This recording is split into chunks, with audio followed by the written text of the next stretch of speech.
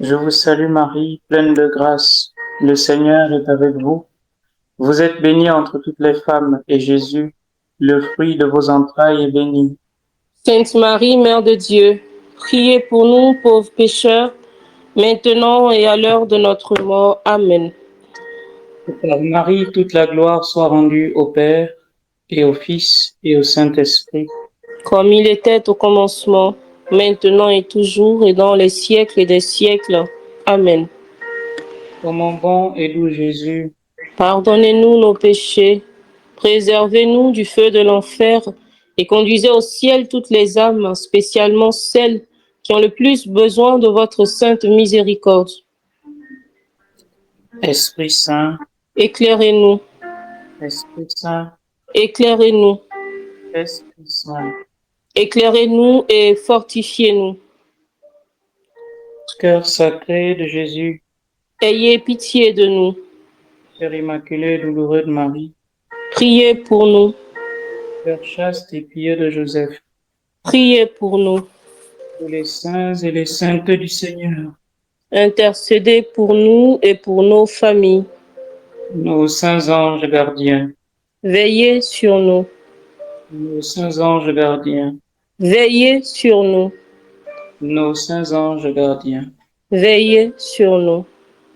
que par la miséricorde de Dieu, les âmes des fidèles trépassés reposent en paix. Amen.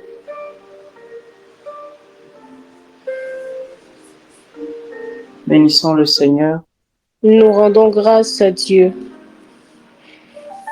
Merci Bergère de m'avoir accompagné. Donc, je ne sais pas si quelqu'un, si c'est possible de le passage du jour. Voilà. Nous Padre, allons lire. on t'entend de loin. OK. Et pourtant, j'ai pas les écouteurs. Je sais pas, c'est Ok. bizarre. Là, ça va mieux. D'accord. Je vais faire. Désolé. Certainement le réseau. Donc, nous sommes au deuxième jour de notre séminaire sur la charité, donc l'amour. Et hier, nous avons, avec la grâce de Dieu, partagé sur la charité dans la façon de parler. On espère que ce temps a été fructueux et bénéfique à la majorité d'entre nous, sinon à tout le monde. On espère que beaucoup ont été bénis par le temps d'hier, pas seulement l'enseignement, mais par ce que Dieu a fait, parce qu'il y a eu beaucoup de visitations, de libérations, de guérison de la part du Seigneur, et nous lui disons merci. Aujourd'hui, le thème qui nous réunit est la dîme, l'offrande et le denier du culte. Nous allons ensemble échanger là-dessus, parce que ce sont des réalités, je vais dire, de foi, mais qui ont une dimension ecclésiale, voilà, qui renvoie à l'Église comme famille de Dieu, notre implication, notre engagement.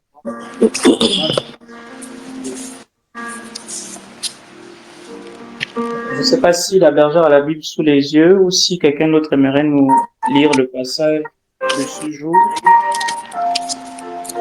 Et dans Malachie 3, je crois que c'est le texte de Malachie, non, si j'ai bonne mémoire. C'est ça, Padre. Malachie 3, verset 10.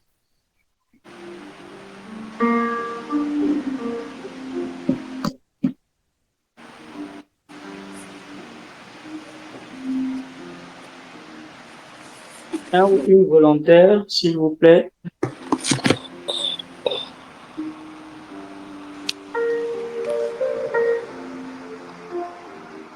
Adeline Bongré, activez votre micro pour lire la parole.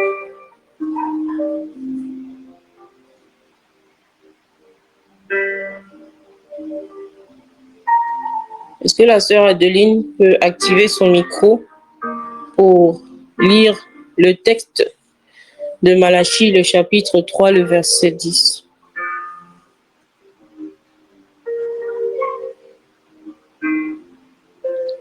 Si la sœur Adeline a des difficultés avec son micro, est-ce que la sœur Fatmata Konaté peut le faire?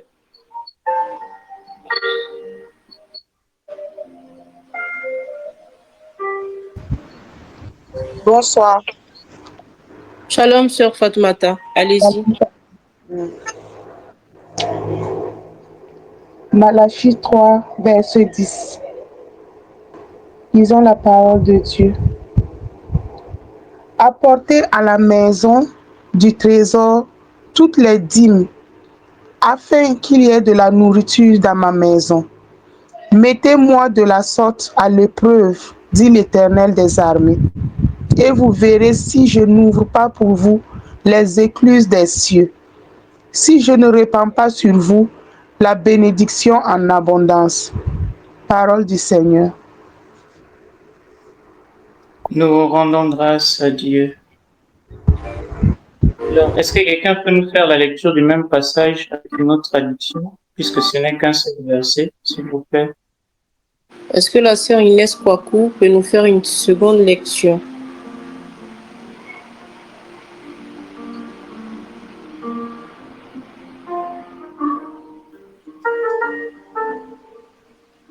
Est-ce que la sœur Inès Kwaku?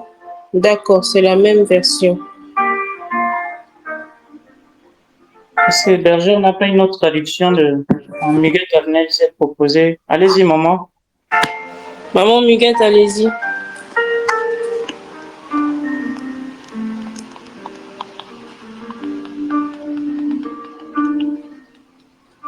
Est-ce que maman Muguette peut activer son micro?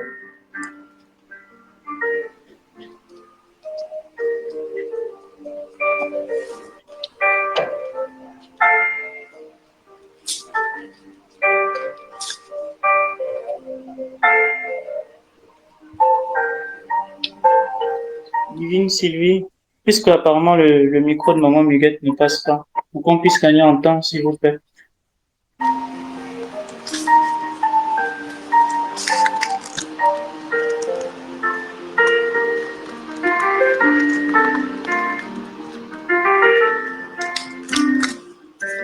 Apparemment, personne n'arrive à activer son micro ce soir. C'est une attaque ou bien?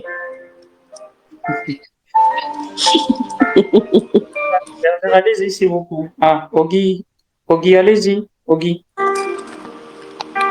J'espère que c'est une autre traduction de la Bible. Oui, effectivement. Shalom. Malachie 3, verset 10. Lisons la parole de l'Éternel. Apportez toute la dîme au trésor, qu'il y ait de la nourriture dans mon temple. Alors, mettez-moi à l'épreuve, dit Yahvé Sabaoth, et vous verrez si je n'ouvre pas pour vous les réservoirs du ciel, si je ne vous couvre pas de bénédictions. Parole du Seigneur. Nous rendons grâce. Merci bien. Alors, nous venons d'écouter deux traductions différentes du même passage. Voilà. Deux traductions qui font allusion. Je vais demander à la bergère si elle peut légèrement diminuer son instrumental. D'accord. Merci. Deux traductions qui font allusion à la dîme. Et le Seigneur dit, mettez-moi au défi et vous ne verrez pas 6 jours pour vous les écluses des cieux. Donc, avant d'aborder cela, je tiens à rappeler quelque chose que j'ai dit hier à titre d'observation. Les catholiques que nous sommes ont une manière particulière de lire la parole de Dieu. Voilà, vous avez déjà participé tous certainement à une messe. Quand on fait la lecture, on a une manière aux catholiques de lire la parole de Dieu. Donc un catholique, quand il lit la parole de Dieu, au début, il dit lecture du livre de tel. Pour le cas de figure, c'est Malachie que nous avons lu. On dit lecture du livre du prophète Malachie. On énumère le chapitre, la référence, on lit la lecture, on fait la lecture, pardon, et à la fin, on dit simplement parole du Seigneur. Voilà. Donc, toutes les autres tournures, soit je proclame la parole de Dieu, j'ai lu au nom de Jésus, on n'a aucun problème avec ça, mais je nous invite à garder les commandes. Je lis avec maman Marie. Pardon, Berger? Je lis avec maman Marie. Voilà, faisons l'effort de garder ce que l'Église nous enseigne et nous recommande. On dit lecture du livre de tel. Si c'est un évangile, on dit évangile de Jésus-Christ selon Saint Jean ou Saint Matthieu ou Saint Marc ou Saint Luc. Et ensuite, on donne la référence et à la fin, on dit parole du Seigneur, simplement. Donc voilà, j'en parle à toutes fins utiles. Parenthèse fermée. Alors, nous allons parler aujourd'hui d'une offrande, de la dîme et du denier du culte. Mais on va surtout s'appesantir sur la question de la dîme parce que c'est là où il y a le plus de questions, d'interrogations. De prime abord, qu'est-ce qu'une offrande?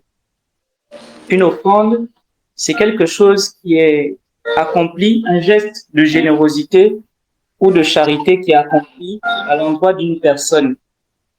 Ça peut être une personne qu'on connaît comme une personne qu'on ne connaît pas.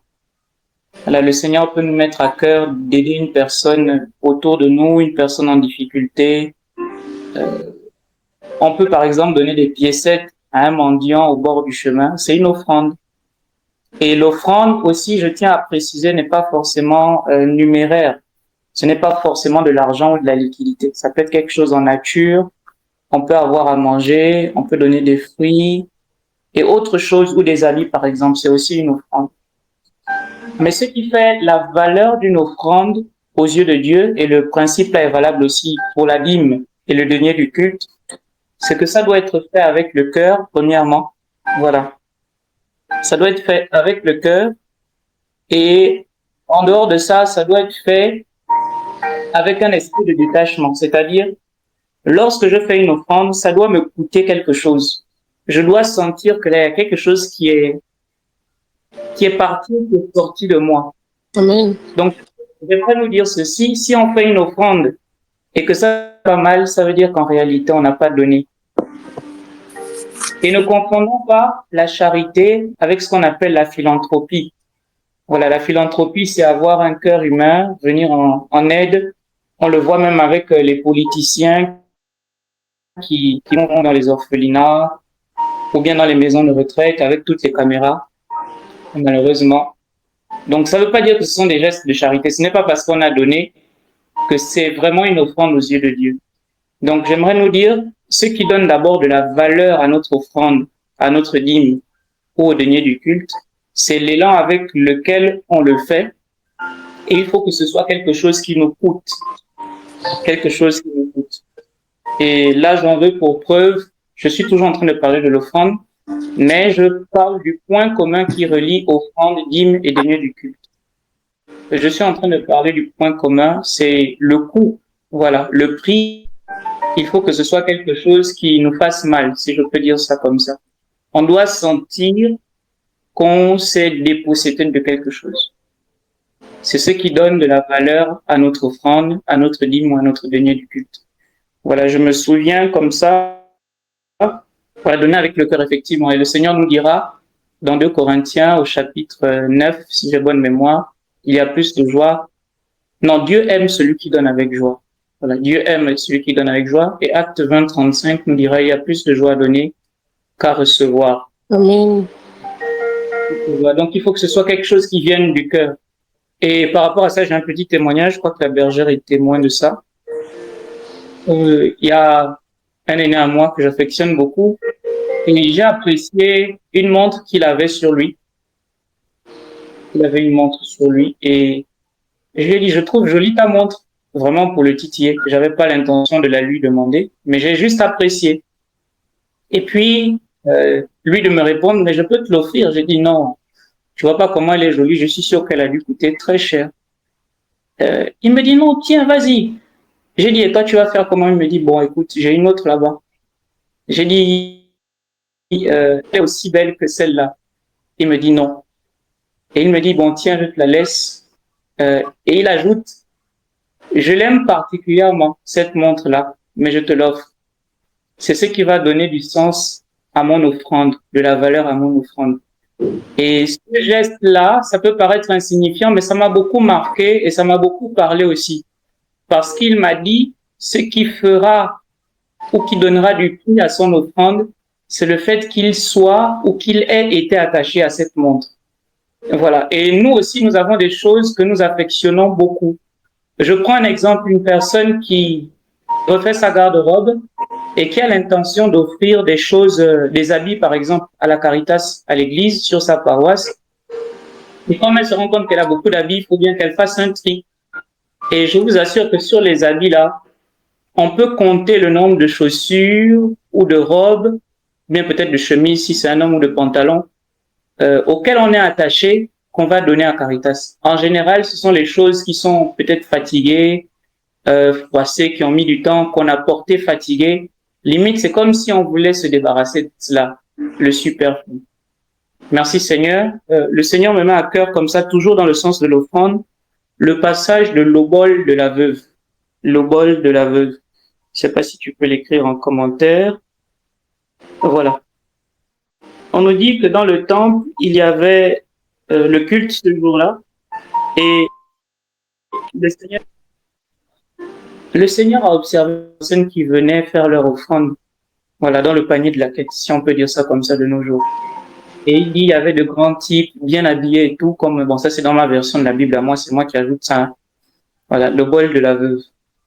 Et il y a des personnes qui sont venues avec le bien habillées, avec des chaussures bien cirées et tout, des costards, qui donnaient de grands billets, des billets craquants qui sortent encore du guichet de banque. Vous voyez, non? Et il regarde, il observe, et il dit, après toutes ces personnes, il y a une veuve, toute vieille, qui vient avec sa canne et qui dépose 2 piécettes. Voilà, merci pour la référence. Marc chapitre 12, versets 41-44. Donc, le Seigneur dit que cette veuve qui a mis les 2 piécettes, donc on sous-entend peut-être 2 pièces de 50 ou de 100 francs, je sais pas trop. Le Seigneur dit qu'elle a donné plus que tous les autres qui ont donné les billets de 10 000 ou de 20 euros, à cause de l'élan de son cœur. Et n'oublions pas, Dieu connaît le cœur de chacun. On peut donner 30 000 à la quête ou bien en offrande, et cette offrande peut avoir moins de valeur qu'une personne qui donne 500 000 francs.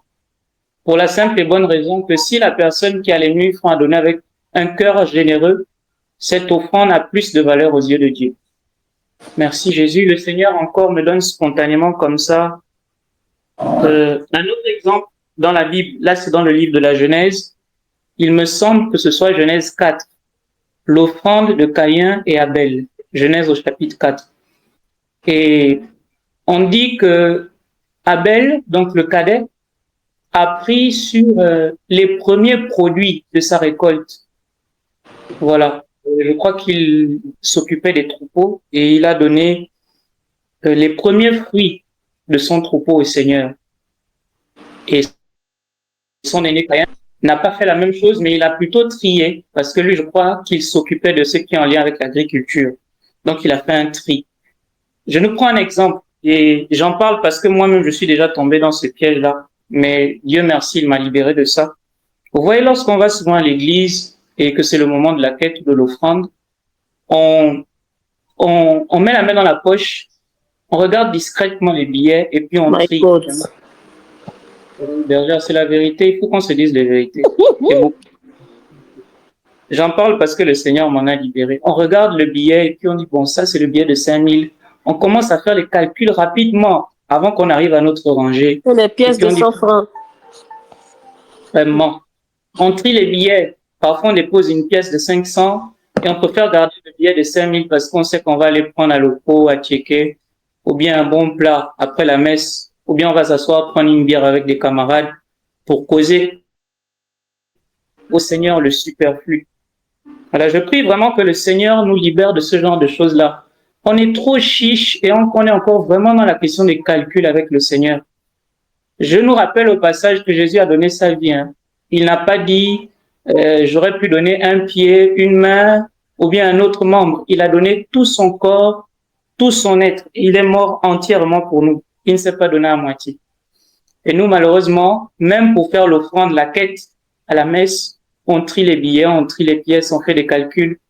On se dit comment est-ce que je vais rentrer, etc. Alors que parfois même tu sais que le Seigneur te demande de donner ton dernier billet de 1000 francs. Même tu te dis, mais je vais rentrer comment chez moi? J'ai déjà eu le coup, voilà, je vous témoignage, et puis on va avancer. J'ai participé à une messe, je crois que je n'étais pas ici sur Port-Gentil, j'étais encore séminariste, et vous savez que quand on est en formation avant de devenir prêtre, ce n'est pas la joie. Ce n'est pas la joie parce que parfois les parents nous oublient, les tantes, les oncles, les mamans, les tantilles, voilà, on est oublié quand on est au séminaire, très souvent. Je dis très souvent parce qu'il peut arriver quelquefois qu'on pense à nous, mais c'est rare. Et donc, nous sommes allés faire la messe avec d'autres frères séminaristes sur une autre paroisse. Et voilà, on était vraiment limite financièrement. Et puis, je regarde dans ma poche, il devait me rester, je crois, 2000 francs et puis des pièces. Et là, ça tourne dans ma tête. Mais le Seigneur me dit, donne les 2000 francs. Et c'est une lutte intérieure, chers frères et sœurs, je vous assure, c'est une lutte intérieure. Le Seigneur te dit, dépose les 2000 francs à la tête, mais tu dis, Seigneur, je préfère donner les 300 francs là. Moi, je sais que tranquillement après la messe, je prends mon taxi et puis je rentre chez moi. Et finalement, j'ai cédé, j'ai la surprise, j'ai dit, bon Seigneur, tu fais comme tu veux, de toutes les façons, c'est toi qu'on est venu prier ici. Et donner les 2000 francs, j'ai obéi à la voix du Seigneur, même si c'était très difficile au début. Et donc, on a poursuivi la messe. Et à la fin de la messe, je vous assure, à la fin de la messe, il y a mes frères séminaristes qui sont restés parce qu'ils n'étaient pas pressés de rentrer ce jour-là. On avait une marge de temps avant la prière du soir. Et donc, je sors, je vais maintenant prendre le taxi avec les 300 francs qui me restent. Donc, je devais prendre le taxi jusqu'à un certain niveau, je décompose et après, je marche pour arriver au séminaire.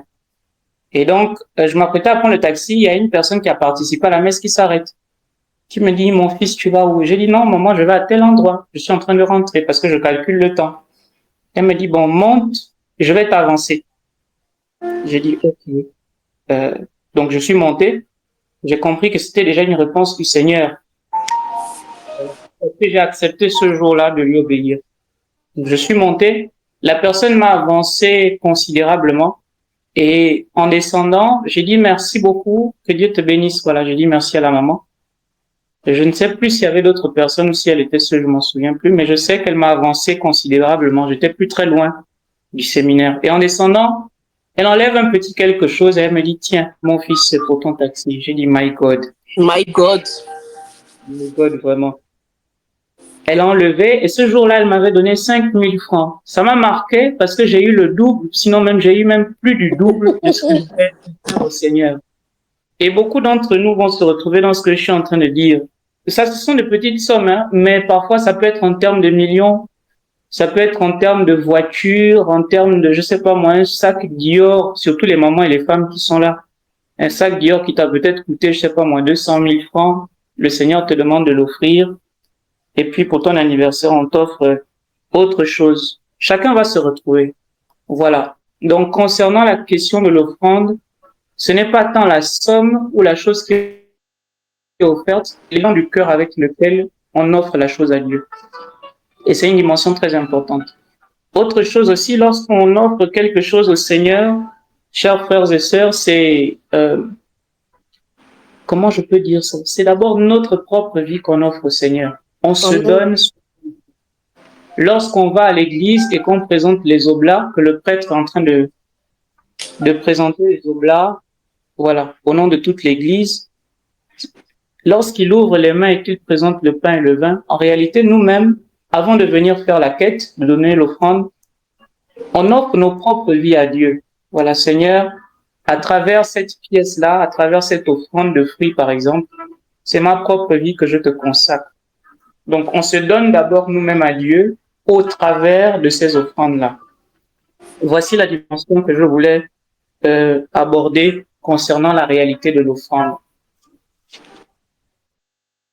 Une autre chose, c'est que ce soit un autre point commun à ces trois choses, donc la dîme, l'offrande et le denier du culte, c'est que ça ne doit pas être fait dans un esprit de marchandage avec Dieu. Je m'explique. Il y a des gens qui fonctionnent ou qui raisonnent en se disant, puisque je fais l'offrande, donc Dieu en retour va m'exaucer ou me guérir ou m'accorder telle grâce parce que j'ai fait une offrande ou bien j'ai payé ma dîme.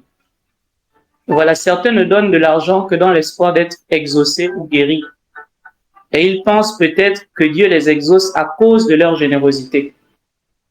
Or, Dieu nous exauce selon sa miséricorde et selon sa fidélité. Ça, c'est quelque chose de très important. On ne marchande avec Dieu. Vraiment, Dieu n'est pas gaou. Amen. Si je vais venir dessus, les prêtres, les religieuses donne l'offrande. Je vais insister dessus. Et je vais vous expliquer pourquoi. Voilà. Je vais vous expliquer pourquoi. Donc, retenons ceci. On ne doit pas marchander avec Dieu. Dieu n'est pas Gao. L'autre chose aussi, l'autre point commun, c'est l'espérance du salut.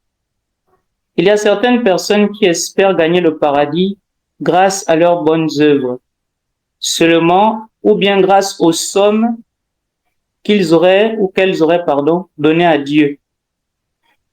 Alors, je m'explique. Vous avez des personnes qui viennent faire beaucoup de dons, beaucoup d'offrandes à l'église, ou aux hommes de Dieu, ou aux bergers, ou aux prêtres, en se disant que en faisant ça, à coup sûr, je vais aller au ciel. Ça n'a rien à voir.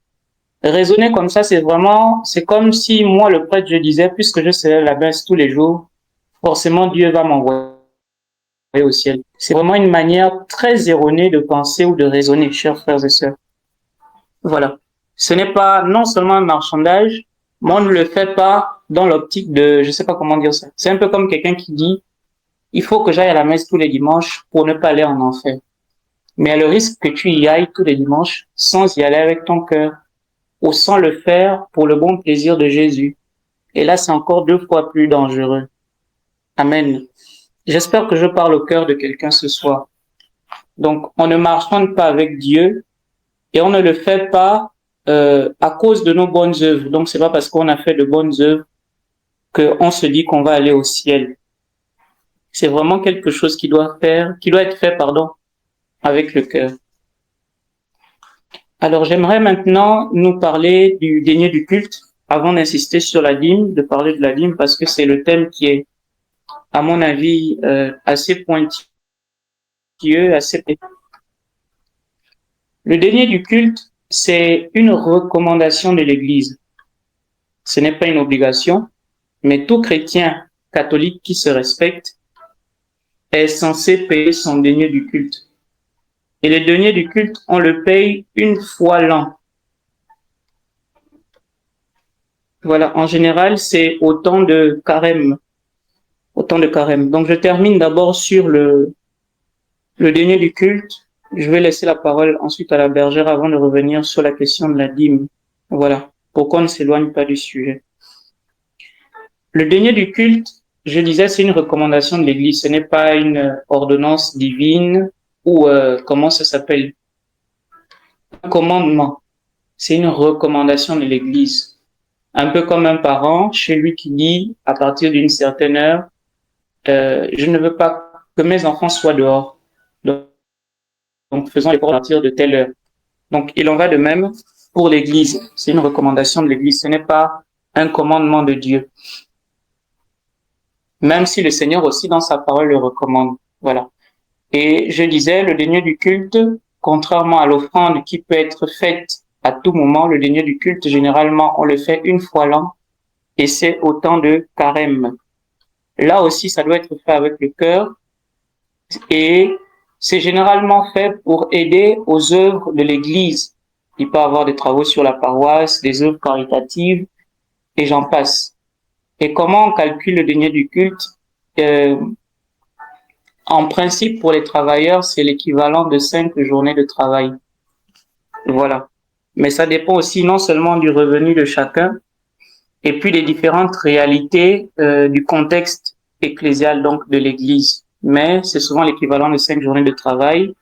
Pour les chômeurs, en montant, et pour les élèves et les étudiants, donc les étudiants c'est 2000 ou 2500, là, et les élèves, donc les lycéens, les collégiens, 1000 francs. Donc c'est vraiment bien organisé. Mais généralement, c'est un effort de carême qu'on demande à tous les chrétiens de fournir. Généralement, c'est autant de carême, je répète, et c'est une fois l'an. Ça, c'est le denier du culte, à ne pas confondre avec l'offrande ou la dîme, qui sont 2 autres choses bien distinctes. Voilà, je vais m'arrêter par là. Je vais laisser la parole à la bergère. Je crois qu'elle a certainement un mot à nous dire aussi par rapport à l'offrande ou le denier du culte. Et puis, juste après, on va revenir pour partager sur la réalité de la dîme. La dîme. Merci. Amen. Merci, Padre. Alors moi, je ne vais pas être long. Le seul aspect revenir en ce qui concerne l'offrande, c'est que si nous faisons bien attention, lorsque Dieu nous demande de donner quelque chose, c'est parce que j'ai envie de dire, le temps de cette chose-là est fini dans notre vie. Je vais m'expliquer. Tu as 500 000 et le Seigneur te demande de faire une offrande, ou bien tu sens que tu dois enlever quelque chose, une partie, même si c'est 50 000, même si c'est 100 000 francs, tu sens que tu dois enlever pour donner, peut-être pour aider une personne ou je ne sais pas. Mais comme tu es têtu, mais comme nous sommes têtus, on ne le fait pas. Mais la réalité, c'est que cet argent-là, spirituellement parlant, il ne t'appartient plus.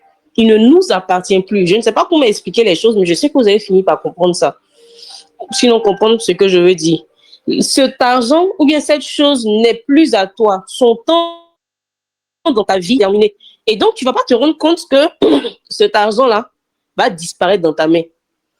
C'est-à-dire, il y aura peut-être un problème qui va survenir, ça va rentrer là-bas, ou bien quand tu vas t'asseoir à la fin du mois, tu vas commencer à compter, tu vas te dire, mais c'est rentré où? C'est pareil pour l'exemple de la montre que le Père a eu à donner tout à l'heure. Le Seigneur te mettra à cœur, par exemple, de te détacher d'un objet matériel, voilà. Et tu vas tourner, tu vas hésiter, tu vas tourner, tu vas garder dans ton placard. Et parce que cette chose, en réalité, n'est plus censée être avec toi, bizarrement, tu vas plus l'utiliser. Ça va rester là comme ça. Et puis un jour, toi-même, tu vas te dire, ah, mais pourquoi je n'ai pas donné même? Parce que ça, là, je fais rien avec ça. Ou bien carrément, tu vas te rendre compte que ça va se gâter dans ta main simplement parce que tu n'as pas voulu donner. Faisons vraiment, vraiment très attention parce que quand le Seigneur nous met à donner quelque chose, c'est vraiment parce que cette chose-là dans notre vie, c'est terminé en fait. Même dans nos relations, c'est pareil, qu'elles soient sociales ou bien qu'elles soient, je ne sais pas, relations de couple et j'en passe. Parfois, quand le Seigneur nous appelle à un détachement vis-à-vis d'une personne, c'est parce que le temps de cette personne dans notre vie est fini. Mais comme on est toujours têtu, on s'entête et on se dit non, je ne vais pas donner, non, je ne vais pas arrêter, je vais continuer de fréquenter cette personne. À la longue, tu vas te rendre compte que cette relation-là devient nocive pour toi. Et elle ne t'apporte plus de tort, elle t'apporte plus de tort plutôt que de bien. Faisons très attention et c'est pour ça que c'est important d'être à l'écoute de Dieu pour pouvoir marcher dans sa volonté. Je vous assure, sinon je nous assure, plus on est à l'écoute de Dieu, on fait les choses dans son timing et comme il veut. Tu sais à quel moment mettre fin à telle ou telle relation. Tu sais à quel moment faire le tri dans tes affaires pour aller donner des vêtements à la Caritas, pas les vêtements éponge.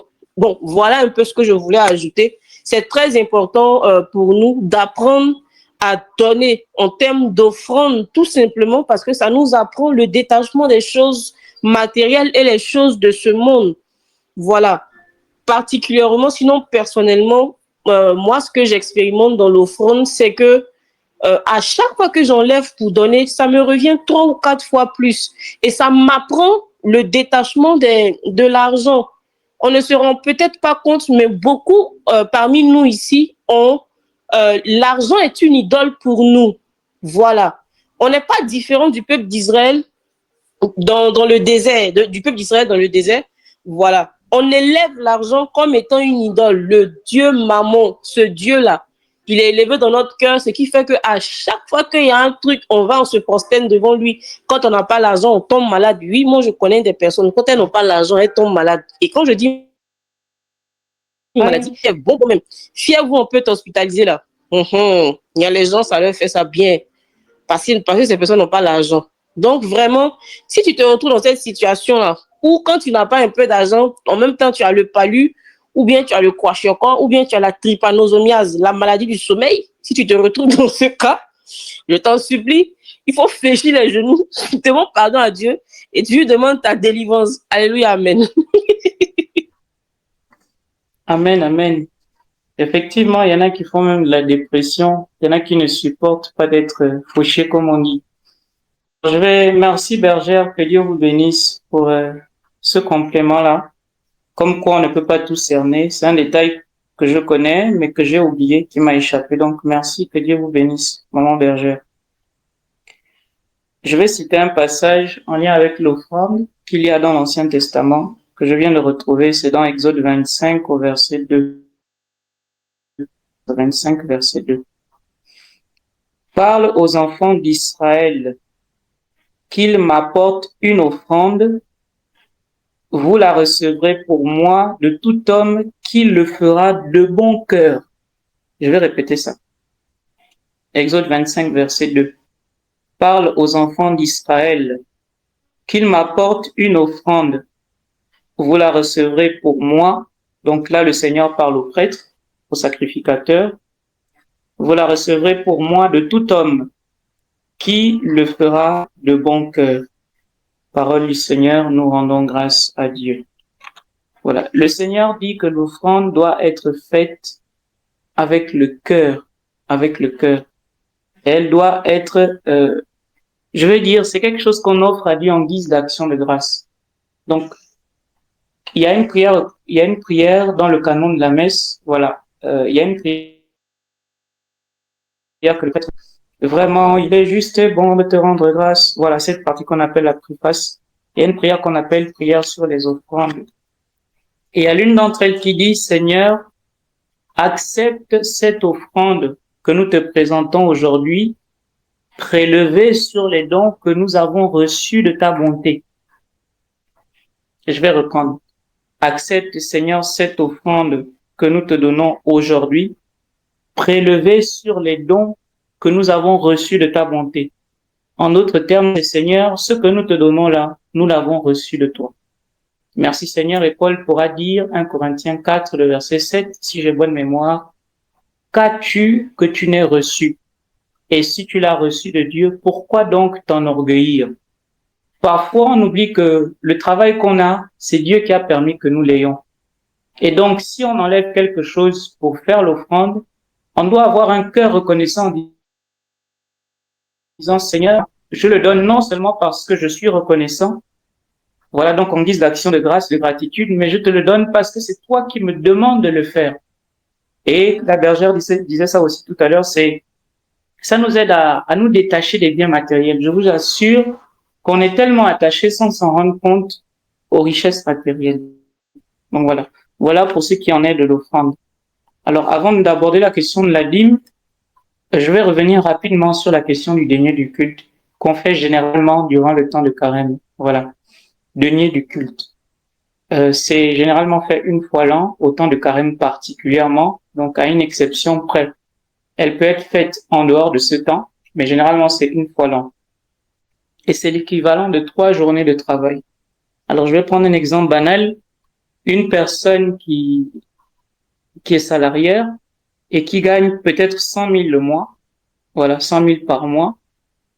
Si la journée lui fait, je sais pas moi, 7 500, je sais pas trop combien, donc si on divise 100 000 par 30, je sais pas combien ça fait, vous qui êtes bon en mathématiques là, voilà.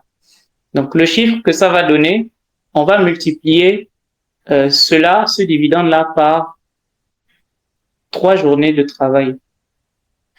Qu'est-ce que je dis? 3 journées de travail ou 5? Non, 5 journées de travail, voilà. Donc je sais pas combien ça fait. C'est 5 journées. 5 journées, désolé, c'est moi qui me suis trompé. C'est 5 journées de travail. Donc, on va prendre un exemple, vous qui êtes fort en mathématiques. Parce que moi, les maths à l'école, vraiment, n'étaient pas mis.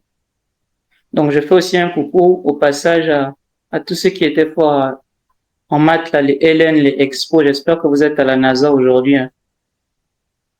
Amen. Bref, voilà. 3000, voilà, 3000 et quelques. 3000 et quelques. Donc, vous êtes sur Mars. D'accord. Il y a faux. Coucou à tous les scientifiques qui sont là. Non, c'est juste pour rigoler. Donc, voilà. Je sais pas trop combien ça fait, mais si vous divisez les 100 000 francs, voilà, par le nombre de jours qu'il y a dans le mois, s'il y a 30 ou 31 jours, et vous multipliez le chiffre que vous allez trouver par 5. Voilà, donc ça vous donne le denier du culte. Parenthèse fermée. Je répète, et généralement c'est au temps de carême. Donc, le denier du culte n'a rien à voir avec l'offrande. Ça n'a rien à voir avec la dîme. Le seul point commun, comme je disais tout à l'heure, c'est l'élan du cœur, le prix ou le coût qu'il doit avoir derrière ces choses-là. Voilà. Autre chose, la dîme maintenant. Voilà. La dîme, c'est une prescription divine. C'est un commandement ou une recommandation de Dieu, contrairement au denier du culte qui est recommandé par l'Église. Ça, c'est le Seigneur lui-même qui nous le demande. Et dans la tradition biblique, le Seigneur a institué 3 sortes de dîmes que les Israélites, donc les Hébreux, devaient payer. La première, c'était la part sacrée. On appelait ça la dîme de la dîme. Elle était destinée au Seigneur pour satisfaire les besoins des sacrificateurs, donc les prêtres, et pour bien du temple ou du sanctuaire. Elle était prélevée sur la dîme directement perçue par les Lévites. Donc, quand on parle des Lévites, c'est la tribu d'Aaron. Voilà, Aaron, Lévi, c'était les sacrificateurs, de ce qu'on appelle aujourd'hui les prêtres. Donc, il y avait la part sacrée, la dîme de la dîme. C'était destiné non seulement aux besoins des prêtres, des sacrificateurs, mais aussi pour l'entretien de l'église, donc le sanctuaire. C'était la première dîme. La seconde, une autre dîme était mangée par le donateur lors des grandes fêtes à Jérusalem, en compagnie du prêtre, donc le sacrificateur, et de tous les gens qui habitent chez lui.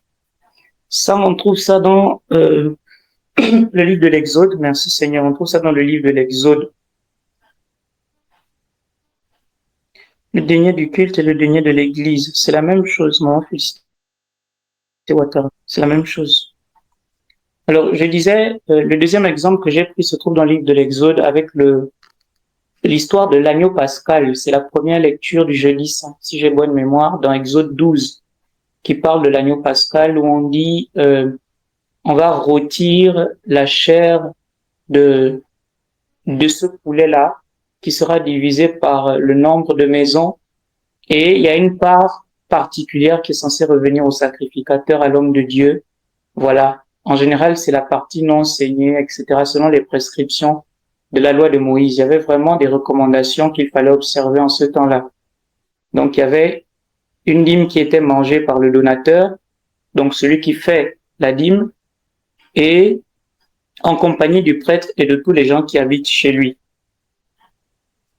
Non, je répète ce que j'ai dit. La dîme, c'est une prescription de Dieu, contrairement au denier du culte, question de l'Église. Ne confondons pas.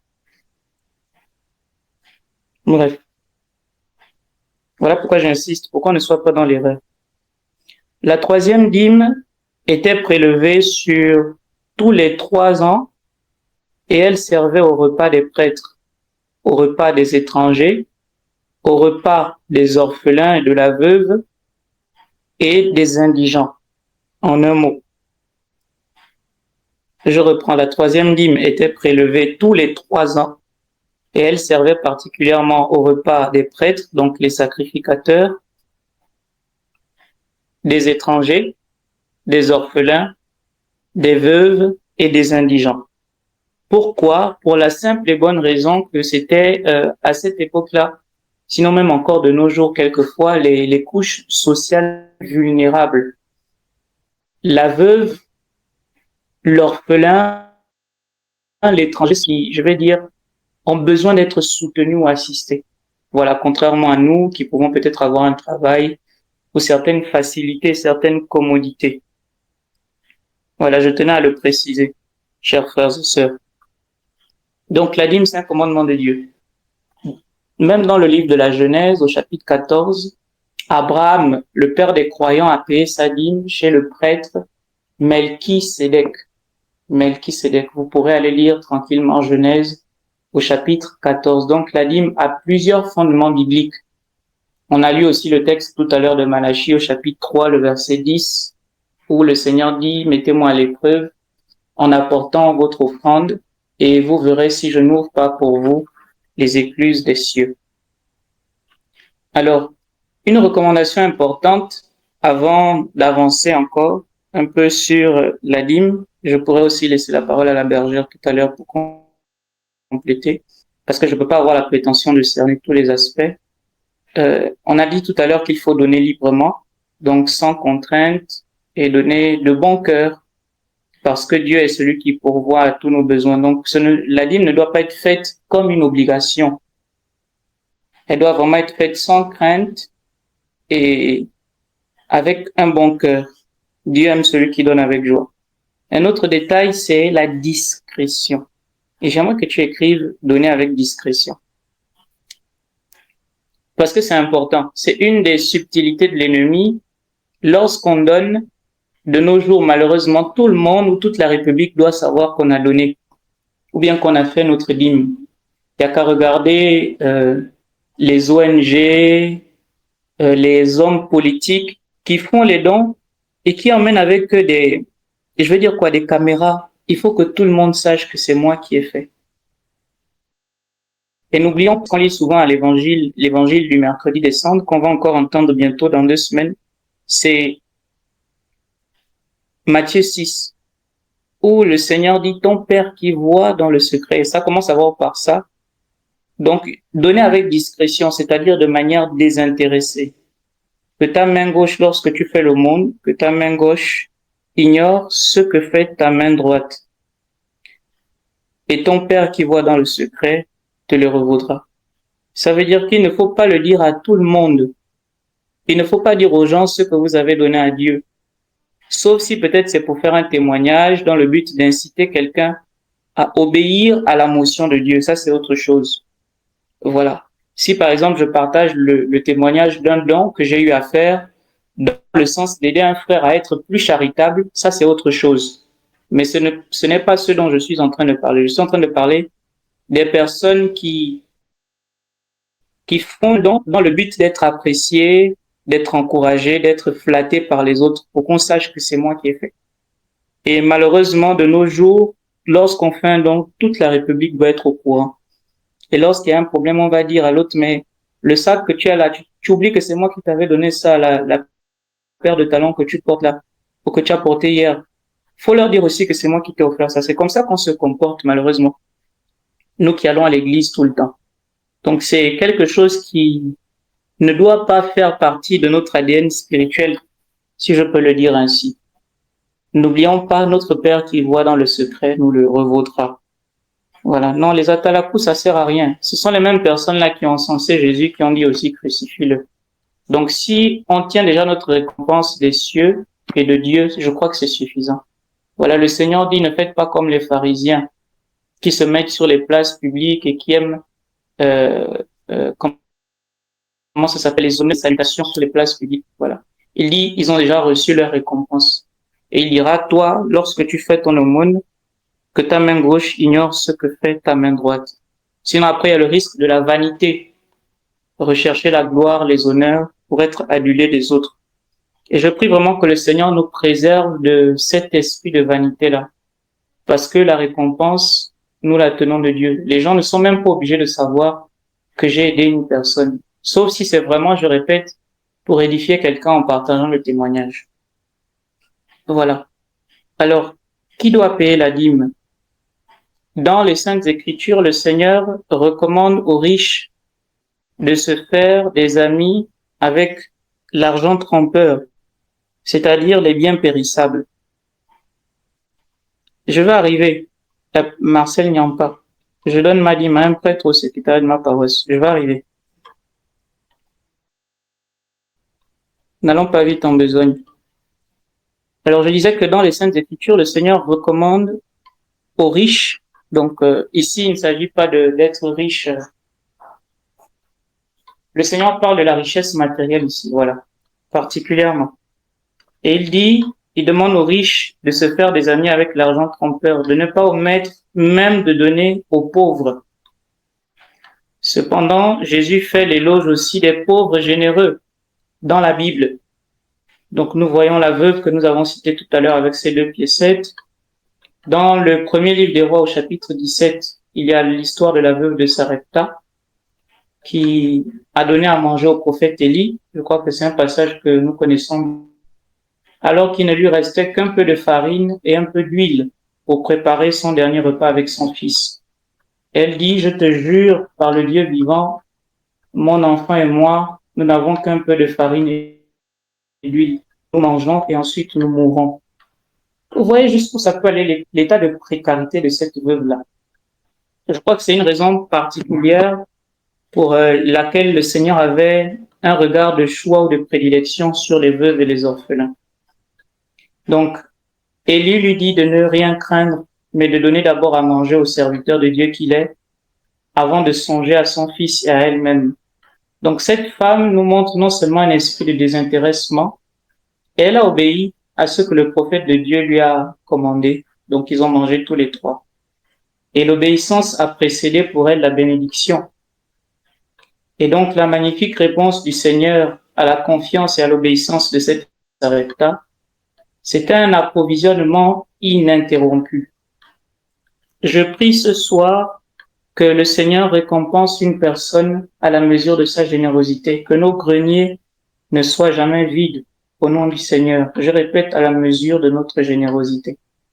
Que le Seigneur nous fasse expérimenter un approvisionnement ininterrompu en farine et en huile. Et en dehors de ça, le Seigneur n'a pas fait que multiplier. Il a aussi ressuscité même l'enfant mort de cette veuve. Amen. Lorsque les Saintes Écritures disent, Éphésiens 3:20, que Dieu est capable, infiniment capable, de nous combler au-delà de tout ce que nous pouvons concevoir ou même imaginer, je crois que c'est ce que le Seigneur a fait pour cette veuve-là. Il a multiplié la farine, l'huile, et il a même ressuscité l'enfant de cette veuve. Amen. Vraiment que celui qui a les oreilles, qu'il entende. Donc tous les serviteurs, tous les enfants de Dieu, sans distinction, devraient lui donner la dîme, devraient donner des offrandes et tout ce que l'Esprit leur suggère. Donc si le Seigneur t'inspire de faire une offrande, il faut le faire. Nul n'est dispensé de cela, que ce soit les enfants, les adolescents, les étudiants, même les chômeurs. Parce que souvent, lorsqu'on ne travaille pas, on se dit que on est pauvre et qu'on n'a rien à offrir à quelqu'un. C'est faux. Mère Teresa, Sainte Mère Teresa de Calcutta, qu'on connaissait tous, a reçu le prix Nobel de la paix, mais elle n'était pas la plus aisée du monde. Mais on connaissait quel était son élan de générosité. Elle avait un grand cœur et on n'est jamais assez pauvre au point de ne rien offrir à quelqu'un. Voilà. Ça veut dire que même si on ne peut pas donner de l'argent à quelqu'un, on peut lui donner un sourire, une prière, une marque d'attention, d'affection, et j'en passe. Voilà, on a toujours quelque chose à offrir à quelqu'un. J'aimerais que tu l'écrives aussi, c'est important. On a toujours quelque chose à offrir à quelqu'un. Et je répète, l'offrande n'est pas forcément numéraire. Parce qu'il y en a qui se disent que, comme je ne travaille pas, je ne peux rien donner. Non. Tu peux donner de ta présence, par exemple, à une personne qui est endeuillée, aller prier avec elle. C'est une offrande que tu fais. Tu peux venir réconforter quelqu'un qui a perdu un parent, un être cher, une femme qui a fait une fausse couche, et j'en passe. On a toujours quelque chose à offrir à quelqu'un. Amen. Nous devons considérer l'offrande comme un privilège auquel nous serons honorés d'avoir participé. En particulier la dîme. Et il faut très tôt que nous puissions aussi inculquer cela à nos enfants. Voilà, les parents doivent enseigner aux enfants à être généreux dès le bas âge. Vous allez remarquer que les enfants, lorsqu'ils ont 4, 5 ans, même parfois moins, ont du mal à partager le goûter avec leurs frères et sœurs, avec leurs amis qui viennent passer la journée à la maison, à couper le sandwich à l'ami à l'école. Parce que les parents ne leur ont pas inculqué dès le bas âge la charité. Et plus l'enfant grandit avec ça, ce sera très difficile. S'il n'arrive pas à partager avec ses frères et sœurs, je vous assure, c'est pas avec Dieu qu'il va enlever son argent quand il sera milliardaire pour aller faire la dîme. Soyez-en sûrs. Donc, c'est à nous qu'il incombe la responsabilité aussi d'inculquer aux enfants la pratique de la charité dès le bas âge. Alors, tout à l'heure, il y a une question qui a été posée. Je vais maintenant aborder le sujet. Les prêtres, les pasteurs, donc sous-entendu les bergers, les bergères, les modérateurs, les religieux, religieuses, voire même les séminaristes, qui ont un revenu ou un salaire minimum devraient également donner au Seigneur. On a dit qui ont un salaire minimum. Voilà, ça c'est un cas de figure. Sur certaines paroisses, vous allez voir qu'il y a des prêtres, des sœurs qui ont un métier. Certains sont enseignants, d'autres infirmières pour les religieuses, d'autres qui sont dans des centres de formation qui accompagnent des jeunes en formation et j'en passe. Voilà. Ces prêtres-là ou ces sœurs, sinon, sont tenus même de payer leurs dîmes.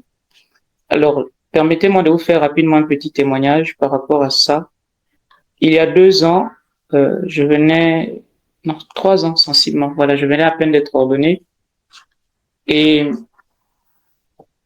j'ai pu trouver dans une école, pas très loin de la paroisse, des horaires, des disponibilités pour dispenser le cours d'enseignement religieux. Et chaque fin de mois, je percevais quelque chose, même si c'était très insignifiant. Mais c'était un salaire. Et cette année-là, j'avais reçu qu'il fallait que j'envoie ma dîme à mon père spirituel. Et vous savez comment généralement on se comporte quand on reçoit une parole comme ça, on se dit, est-ce que ça vient de Dieu? Dieu sait premièrement que je suis prêtre. Il sait que je ne suis pas riche, je n'ai pas d'affaires. Voilà. Et même le salaire que je gagne là, c'est limite. C'est limite parce que c'est vraiment pour les kéchias, pour les petits besoins. Et là, le Seigneur me dit, il faut donner ta dîme, ta dîme. Et donc, c'était un combat intérieur. Et puisque la motion insistait, j'ai enlevé une partie, la partie que le Seigneur m'a inspirée. Je crois que c'était plus du 10e en tout cas. Voilà. Et j'ai fait l'enveloppe, j'ai contacté mon père spirituel et je lui ai fait un dépôt. Je lui ai envoyé et puis je lui ai dit c'est ma dîme. Il a dit vraiment merci. Il a dit que c'est très rare, que j'étais l'un de ces rares enfants qui avait pensé à lui. Et je lui ai dit bon, j'ai simplement reçu la motion de Dieu et il m'a béni. Il m'a vraiment béni. Et je vous assure que non seulement après avoir reçu sa bénédiction, ça m'a ouvert beaucoup de portes et pas seulement sur le plan financier, même sur le plan du ministère, j'ai eu beaucoup de choses qui se sont décantées. Voilà. C'est comme je vous ai dit, c'était un combat, mais le Seigneur non seulement m'a appris le détachement, la charité et surtout l'obéissance à sa volonté. Je vous assure que j'ai été béni parce que après avoir payé ma dîme chez lui, il y a un chrétien qui était venu ce jour-là payer sa dîme chez moi. Et c'était plus du double de ce que j'avais envoyé à mon père spirituel. Voilà. Je le partage aujourd'hui parce que c'est un témoignage que le Seigneur m'a mis à cœur comme ça. Et je crois que ça peut aider beaucoup de personnes. Donc oui, les prêtres, les religieux, les religieuses, s'ils ont un revenu, ils sont censés aussi donner la dîme de la dîme. Voilà. Offrir leur offrande à leur accompagnateur. Voilà. Parfois même le Seigneur m'a inspiré d'enlever sur ma dîme pour envoyer à un confrère qui est dans un village qui n'a peut-être pas les mêmes facilités que moi qui suis en ville. Oui, ça va peut-être vous étonner, mais c'est la vérité. Je peux partager ça parce que nous sommes en famille. Ça ne veut pas dire que je suis riche. Les personnes qui me connaissent savent que je n'ai limite pas de moyens et que je ne vis que de la providence divine. Vraiment, je ne vis que de la providence divine. Et quand Dieu dit que je pourvoirai à tous vos besoins selon la richesse de ma grâce, Philippiens 4, 19, il le fait. Mais il faut que nous ayons foi en lui, que nous lui fassions confiance. Je vous assure que Dieu honore toujours sa parole, toujours sa parole. Donc oui, les prêtres, les religieuses, s'ils ont un emploi, peuvent payer la dîme. C'est ce qu'on appelle la dîme de la dîme. Et comme ce serait vraiment édifiant et stimulant de voir le prêtre qui appelle les fidèles à donner l'argent à Dieu, ce serait bien d'abord que lui-même commence par le faire. Voilà. Donc on peut pas prêcher quelque chose aux gens et puis ne pas vivre ça nous-mêmes. Je répète, c'est vraiment dans la mesure du possible. Comme on entend dîme. Alors non, si on donne aux nécessiteux, ce n'est plus la dîme. C'est une offrande. Merci pour la question. La personne a demandé. Non, c'est pas la dîme qu'on donne aux pauvres ou aux nécessités. Ça, c'est une offrande. La dîme, c'est donner à la personne qui, je vais dire quoi, non seulement au sacrificateur, donc celui qui exerce dans le temple de Dieu, mais ça peut être aussi ton accompagnateur spirituel, la personne qui t'aide à grandir dans la foi. Ça peut être ton berger, ta bergère, le modérateur, ton supérieur, voilà, la personne qui t'accompagne spirituellement. Voilà, pour le cas de figure, par exemple, si le Seigneur me demande de le faire, je peux payer ma dîme chez la bergère parce que le Seigneur passe par elle pour me bénir spirituellement. Voilà. Je ne sais pas si vous comprenez ce que je veux dire. En fait, limite, Dieu reste libre, voilà. En un mot, Dieu reste libre. Mais la dîme revient d'abord au sacrificateur, donc à l'homme de Dieu, ou au berger ou à la bergère. Padre, pour quelqu'un qui fait du commerce en ligne, comment doit-on payer la dîme? Aussi, est-ce que par exemple tu reçois l'argent chaque fin du mois pour tes besoins de prélever quelque chose dedans? D'accord, ok. La dîme, c'est le 10e de ce qu'on reçoit. Mais le Seigneur, il ne faut pas qu'on reste figé à la question du 10e. Je prends un exemple. Je vais vous prendre l'exemple de cet homme d'affaires qui est devenu milliardaire aujourd'hui. Il a commencé vraiment petit. Vous voyez, quelqu'un qui commence à vendre les tomates, les pommes, des fruits au marché et qui finit par avoir toute une industrie, des employés, des voitures en location et j'en passe, des immeubles. Et au début, lui, son challenge avec le Seigneur, c'était « Seigneur, de ce que je gagne, j'enlève 5%, j'enlève 10%, j'enlève 15%, etc. » Il a atteint le niveau où il donnait au Seigneur chaque fin de mois la moitié de ce qu'il gagnait. Je pèse de la moitié de ce qu'il gagnait. Et il s'est rendu compte que plus il donnait au Seigneur, plus le Seigneur aussi faisait prospérer ses activités, ses business. Et puis il a dit, mais si c'est ça le deal, alors je ne vois pas pourquoi les gens se restreignent à donner seulement 10%, alors que Dieu peut leur donner plus si on accepte de lui donner plus, surtout avec le cœur. Et l'homme dont je vous parle aujourd'hui, c'est un Africain qui est milliardaire. Je crois que c'est un Nigérian, si j'ai bonne mémoire, c'est parce que son nom m'échappe. Voilà. Donc, c'est le 10e de ce qu'on reçoit. La maman qui fait, par exemple, les plantations au village, c'est clair qu'elle peut pas aller donner le 10e de son salaire, mais elle va aller donner le 10e de sa récolte. Ça peut être un régime de bananes, par exemple. Ça peut être des fruits, ça peut être des légumes, et j'en passe. Voilà, le 10e de sa récolte. Ou même plus. Donc, si je dis 10e, selon ce que la parole de Dieu recommande, c'est surtout à titre indicatif.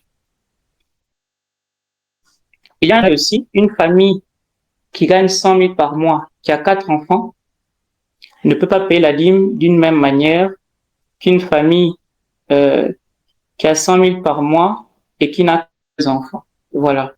Ça aussi, c'est un détail à tenir en compte. Ceux qui ont 4 enfants ont plus de charges et plus de responsabilités. Ce n'est pas la même chose que la famille qui a 1 ou 2 enfants. Voilà. Donc, c'est clair que eux, ils ne pourront pas donner le même montant que la famille qui a 4 enfants, même si à la fin de mois, les 2 familles perçoivent 100 000 francs. Donc ça aussi, ce sont des détails importants. Alors,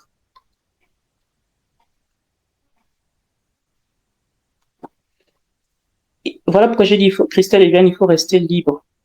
Il faut rester, Dieu reste libre. J'ai déjà eu le coup aussi, en dehors de mon père spirituel, il y a 1 ou 2 fois où le Seigneur, m'a dit, cette fois-ci, n'envoie pas ta dîme à ton père spirituel, envoie-la à ton confrère prêtre qui est dans le village et qui est dans le besoin. Et j'ai beaucoup hésité, mais comme la motion était insistante, je lui ai fait un transfert. Et il m'a appelé, je vous assure, figurez-vous, il m'a dit, c'est toi qui as fait le dépôt. J'ai dit oui, padre. C'est vraiment un frère à moi.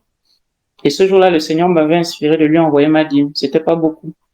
Il me dit vraiment que Dieu te bénisse. Il m'a béni au téléphone. Et il me dit, figure-toi que notre congélateur était vide.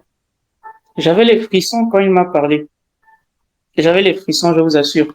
Et je me suis rendu compte que parfois, ce sont des choses qu'on néglige, mais qui peuvent être d'un grand apport à quelqu'un. Donc voilà.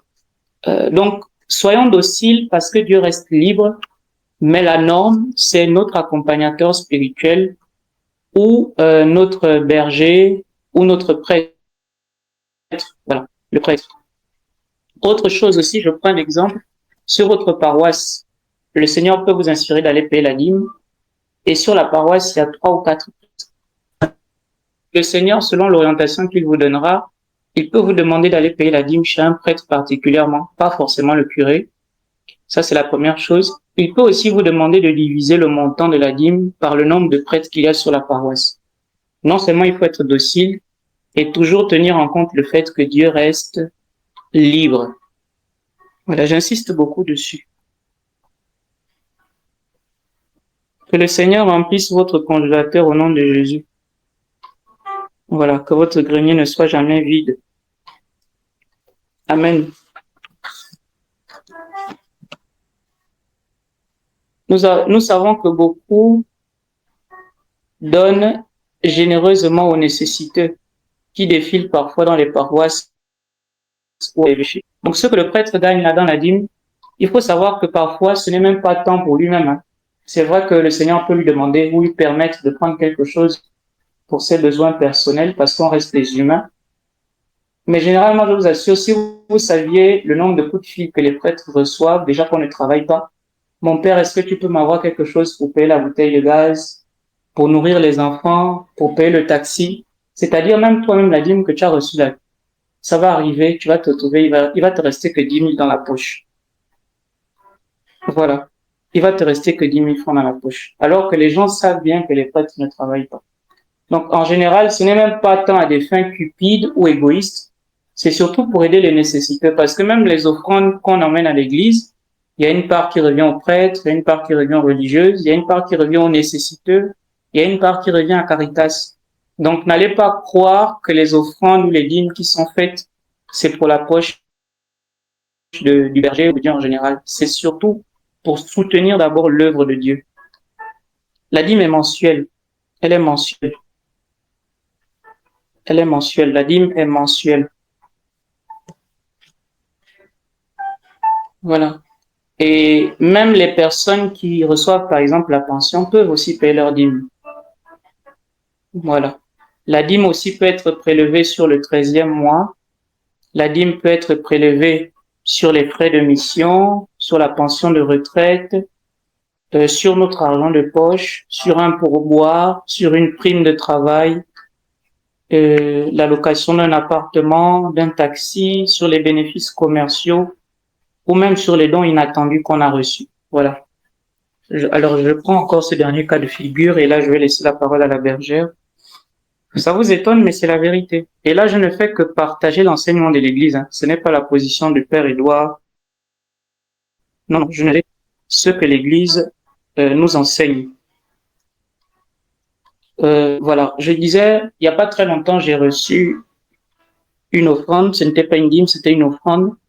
Et à peine j'ai reçu l'offrande, le Seigneur m'a dit, va faire le dépôt à telle personne. Je dis, oh Seigneur, toi aussi. Vraiment, j'ai une réaction humaine, très spontanée même. Voilà. Il me dit, va donner la dîme à tel. Je dis, mais je n'ai même pas encore eu le temps de poser l'argent quelque part. Tu me demandes déjà de prendre ça et puis d'aller donner. Donc, j'ai obéi simplement à la motion du Seigneur. Je suis allé faire le transfert à la personne à qui le Seigneur m'a demandé de faire le transfert, le dépôt, alors que c'était une offrande que j'ai reçue ce jour-là. Je m'étais dit, enfin, Seigneur, je vais pouvoir acheter la crème, ma savonnette, mon déodorant, etc. J'ai vraiment une réaction humaine. Et le Seigneur m'a dit, tout ce que tu as reçu, il n'y a même pas une partie que tu vas garder. Il m'a dit directement, va tout déposer.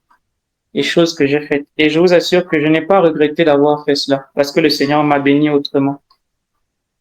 Non, pas les maningos, Karen. Toi aussi. Donc voilà.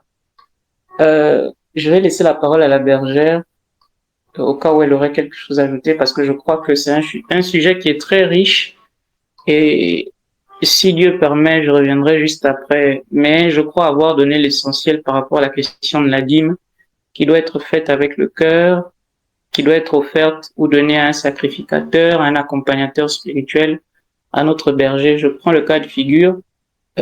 Voilà, ici c'est la bergère qui nous accompagne. Donc en principe, s'il y a quelqu'un à qui on devrait penser en premier, c'est à elle, pas pour ses besoins personnels, mais pour soutenir le ministère et par lequel le Seigneur nous bénit. Voilà, la dernière fois, du matériel qu'on doit acheter, il y a plein de trucs Donc, si par exemple, moi, je vais donner ma dîme à la bergère, ce n'est pas, je sais pas comment expliquer ça. J'obéis à Dieu pour soutenir l'œuvre de Dieu, parce qu'au travers de la personne de la bergère, il nous bénit et nous voyons les fruits de ce qu'il fait. Ça peut être la même chose chez le Père Édouard, ça peut être la même chose chez mon curé de paroisse, chez mon berger, et j'en passe. Voilà. Donc, je répète, soyons dociles, surtout, et ne confondons pas l'offrande et la dîme. L'offrande, elle peut être faite à tout moment, et elle n'est pas forcément numéraire. Voilà. Ou du moins en liquidité.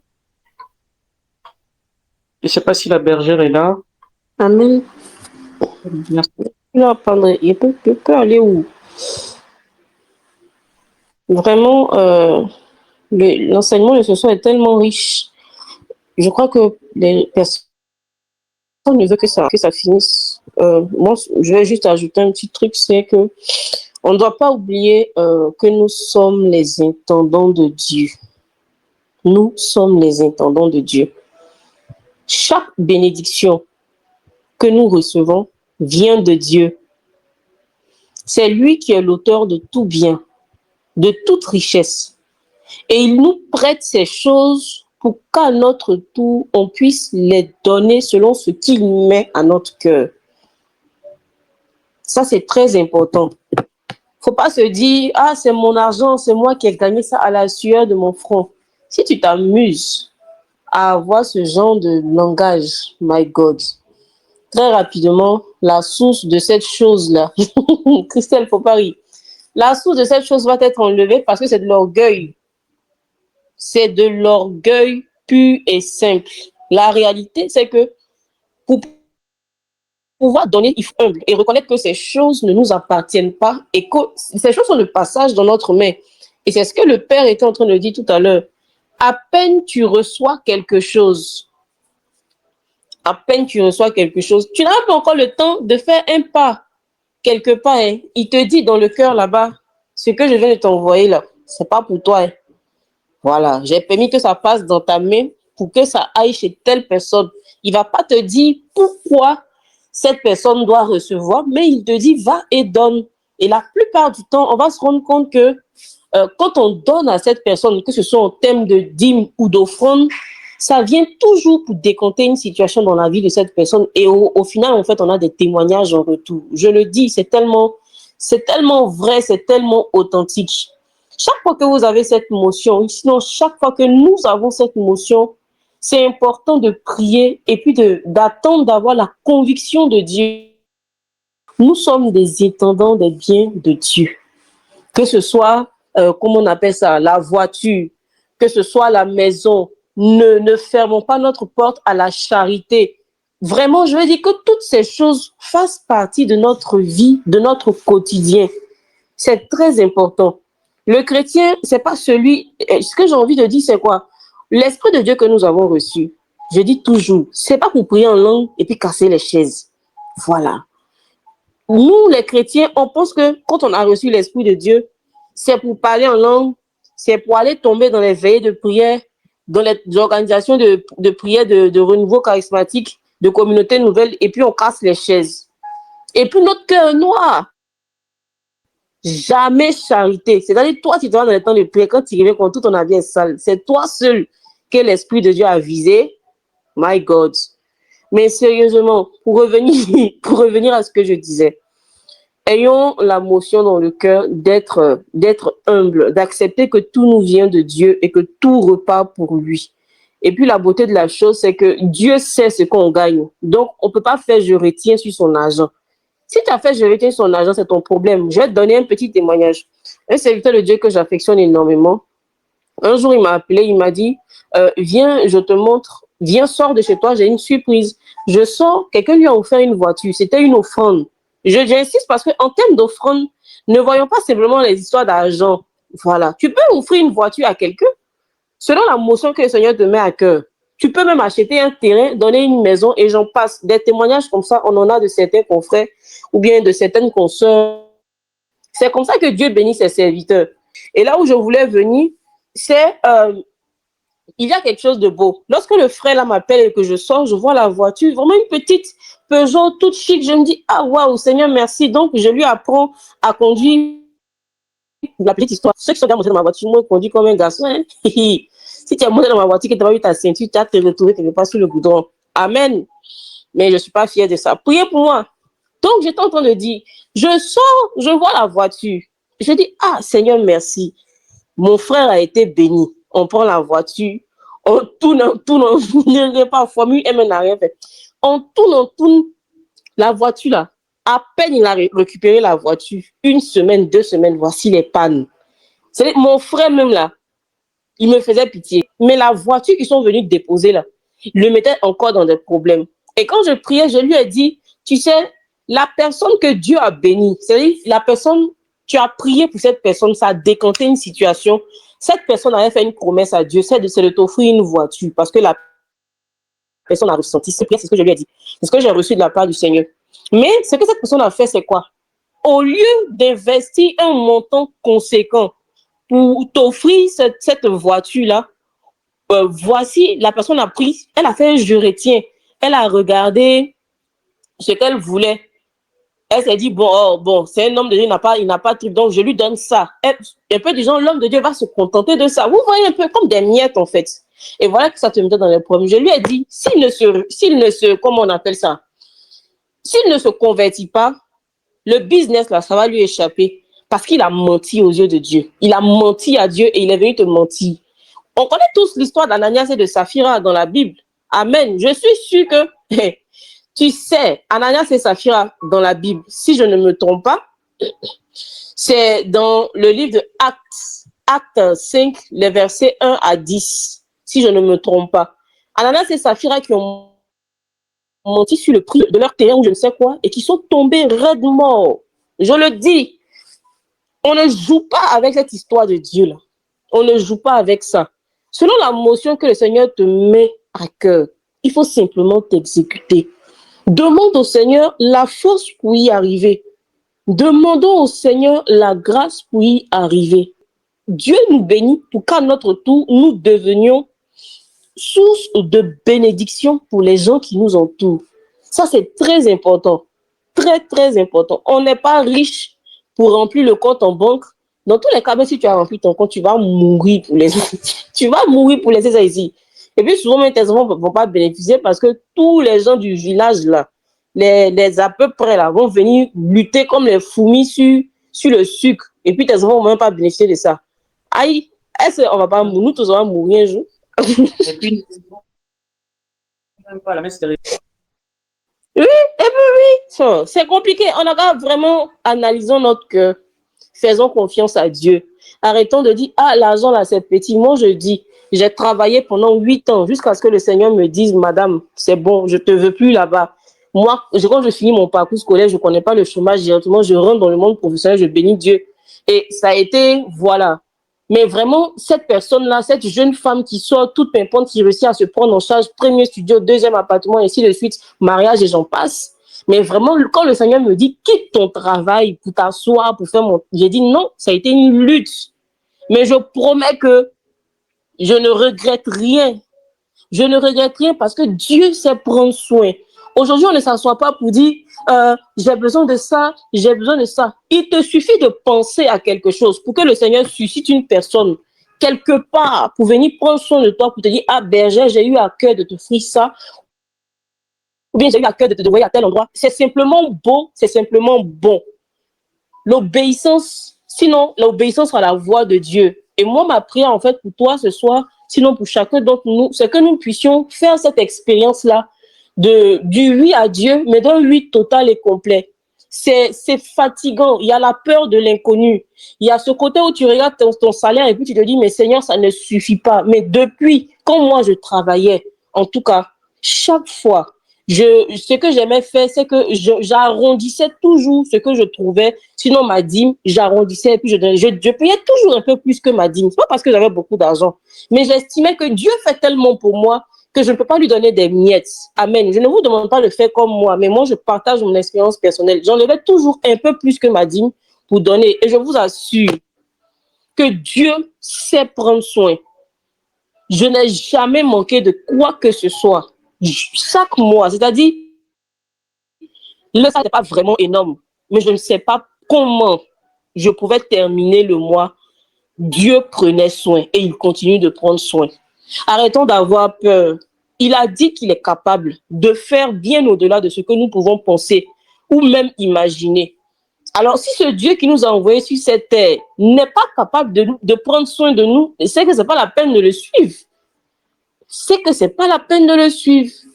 Voilà. Faisons confiance à Dieu si nous voulons voir le surnaturel, le miraculeux. Et la plupart du temps, quand Dieu veut te bénir financièrement de manière très sauvage, il t'appelle à un dépouillement total. Je le dis, hein, la plupart du temps, quand Dieu veut te faire expérimenter j'ai envie, une richesse dont les gens parleront là. Il t'appelle à un dépouillement parce que pour lui, il faut que tu te détaches de cette chose-là, qu'est l'argent, qu'est le matériel, de sorte à ce que quand ça va venir à toi, quand ça va revenir à toi, ça sera tellement sauvage que tu ne vas plus garder quelque chose pour toi-même. Tu vas apprendre à donner parce que tu seras passé par le manque. Donc, tu sauras que les gens sont dans le manque. Tu sauras comment ils vivent, comment ils ressentent la chose et ça va t'apprendre à donner plus aisément. Et si tu te trouves dans cette situation-là, en train d'expérimenter un manque, en train d'expérimenter un vide, il faut savoir que c'est parce que sur ta destinée, le Seigneur a prévu quelque chose de grand, quelque chose de puissant. Actuellement, c'est difficile, mais c'est dans cet état de difficulté-là que le Seigneur attend que tu puisses quand même enlever et donner. C'est très important. N'oublions pas ce que le Père a dit tout à l'heure, c'est un beau réma. L'offrande, je vais même dire, voilà, l'offrande, c'est quelque chose qui doit nous coûter. C'est quelque chose de sacrificiel. Si ça ne te fait pas mal, tu n'as rien fait.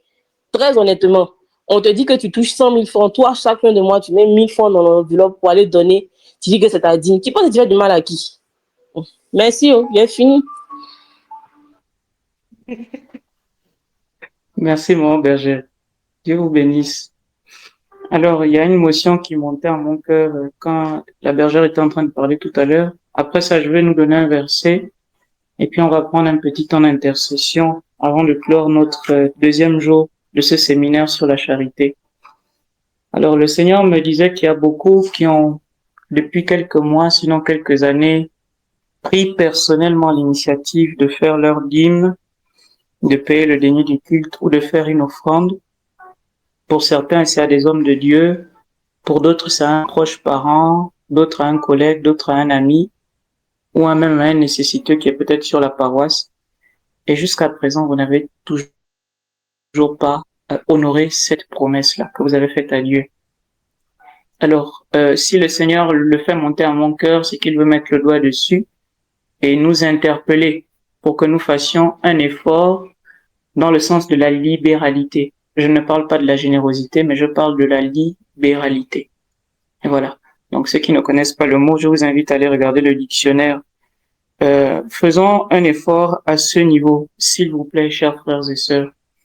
Il y a plus de joie à donner qu'à recevoir. Et Jésus dira, il n'y a pas de plus grand amour que de donner sa vie pour ceux qu'on aime. Et la plus belle offrande que nous puissions faire, ou du moins que le Seigneur ait faite pour nous, c'est de donner sa propre vie parce que c'est ce qui a le plus de valeur à ses yeux, sinon aux yeux de Dieu son Père. Et donc, lorsque on donne quelque chose, ça doit être fait avec le cœur. Donc, je prie vraiment toutes les personnes qui ont fait des promesses à Dieu dans le sens d'une offrande, d'une dîme, d'un denier du culte, et qui jusqu'à présent ne l'ont pas honoré, de faire un effort. Voilà, faisons un effort. Et vous allez remarquer que il y a beaucoup de portes qui sont encore fermées parce qu'on a la main fermée. Ici, chez nous, au Gabon, on parle du peigne afro.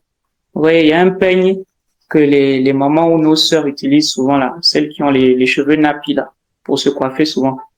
Et le peigne, en bas du peigne, il y a la main fermée comme ça. C'est comme ça que nous sommes, surtout avec les choses de Dieu. On a du mal à partager, on a du mal à donner. On appelle ça le peigne afro ici. Vraiment, on est chiche, quoi. Et beaucoup de portes sont fermées. Pas seulement sur le plan financier ou matériel, même spirituellement, même au niveau d'autres situations, que ce soit sur le plan administratif ou relationnel. Beaucoup de situations ne se décantent pas parce qu'on a du mal à donner, on a du mal à partager. Voilà. Donc, le verset que j'aimerais nous donner est dans le livre des Proverbes au chapitre 11, verset 24.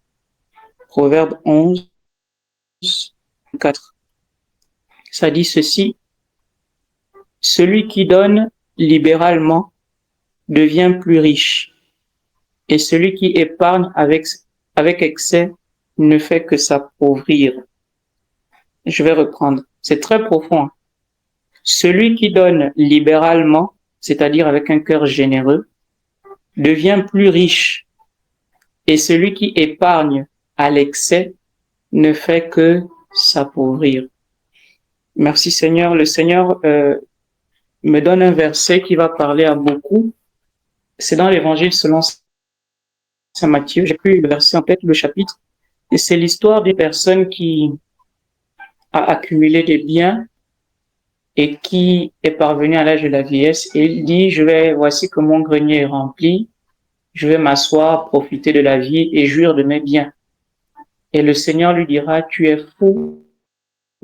Pour lui-même, on va te reprendre ta vie. Et les biens que tu auras accumulés, c'est d'autres qui en profiteront. Alors là, je paraphrase, mais je sais que vous connaissez cette partie de la Bible, ce passage. C'est dans l'Évangile selon Saint Matthieu, si j'ai bonne mémoire. Et on nous dit que, voilà, le Seigneur a traité cette personne de folle, carrément d'idiote, parce que elle n'a fait qu'accumuler des biens en se disant, je vais maintenant jouir, en oubliant que Dieu est maître de la vie et qu'on peut rappeler cette personne à tout moment. Et malheureusement, il y a le risque de la cupidité, de l'avarice, de l'égoïsme, de l'indifférence, et j'en passe. Quand le Seigneur dit dans Matthieu 6, 24, vous ne pouvez servir à la fois Dieu et l'argent, il est conscient que beaucoup d'entre nous peuvent être captifs des biens matériels ou de l'argent si on n'en fait pas un bon usage. Et je vous assure qu'il y a des entités spirituelles. L'entité spirituelle, derrière l'argent, effectivement, il y a des entités qui se cachent derrière l'argent et il y a le risque qu'on devienne, je vais dire quoi, des esclaves des biens ou des richesses matérielles. Il y a des gens qui ne respirent qu'argent, qui ne parlent qu'argent. Même le dimanche, elles ne peuvent plus aller à la messe parce qu'elles ont des marchés, voilà. Elles ont des affaires, des entreprises qu'il faut gérer juste parce qu'il n'y en a pas du gain. Et on oublie qu'on a passé des nuits entières à faire des veilles de prière, à faire des rosaires, parce qu'on voulait que Dieu nous donne un travail. Et une fois obtenu ce travail, on met Dieu au placard, en oubliant que c'est lui qui est la source de tout bien. Je prie vraiment que Dieu nous accorde la grâce de faire un bon usage des biens qui passent, et surtout de nous attacher à ceux qui demeurent. C'est une prière eucharistique de la messe qui dit ça. Et on demande au Seigneur de nous donner un bon usage, de faire un bon usage des biens qui passent, donc les richesses matérielles, y compris l'argent, et surtout de nous attacher aux biens qui demeurent, donc les réalités célestes. Voilà, je vais m'arrêter par là. Je ne sais pas si la bergère a quelque chose à ajouter, sinon on va prendre ensemble un petit. D'accord. Et donc, je vais vous demander, bergère, de m'accompagner. On va faire un petit temps d'intercession. Et puis, on va clore notre deuxième jour de ce séminaire sur la charité. Voilà. On espère que l'enseignement a été clair et édifiant, que le Seigneur nous a bénis ce soir. Amen.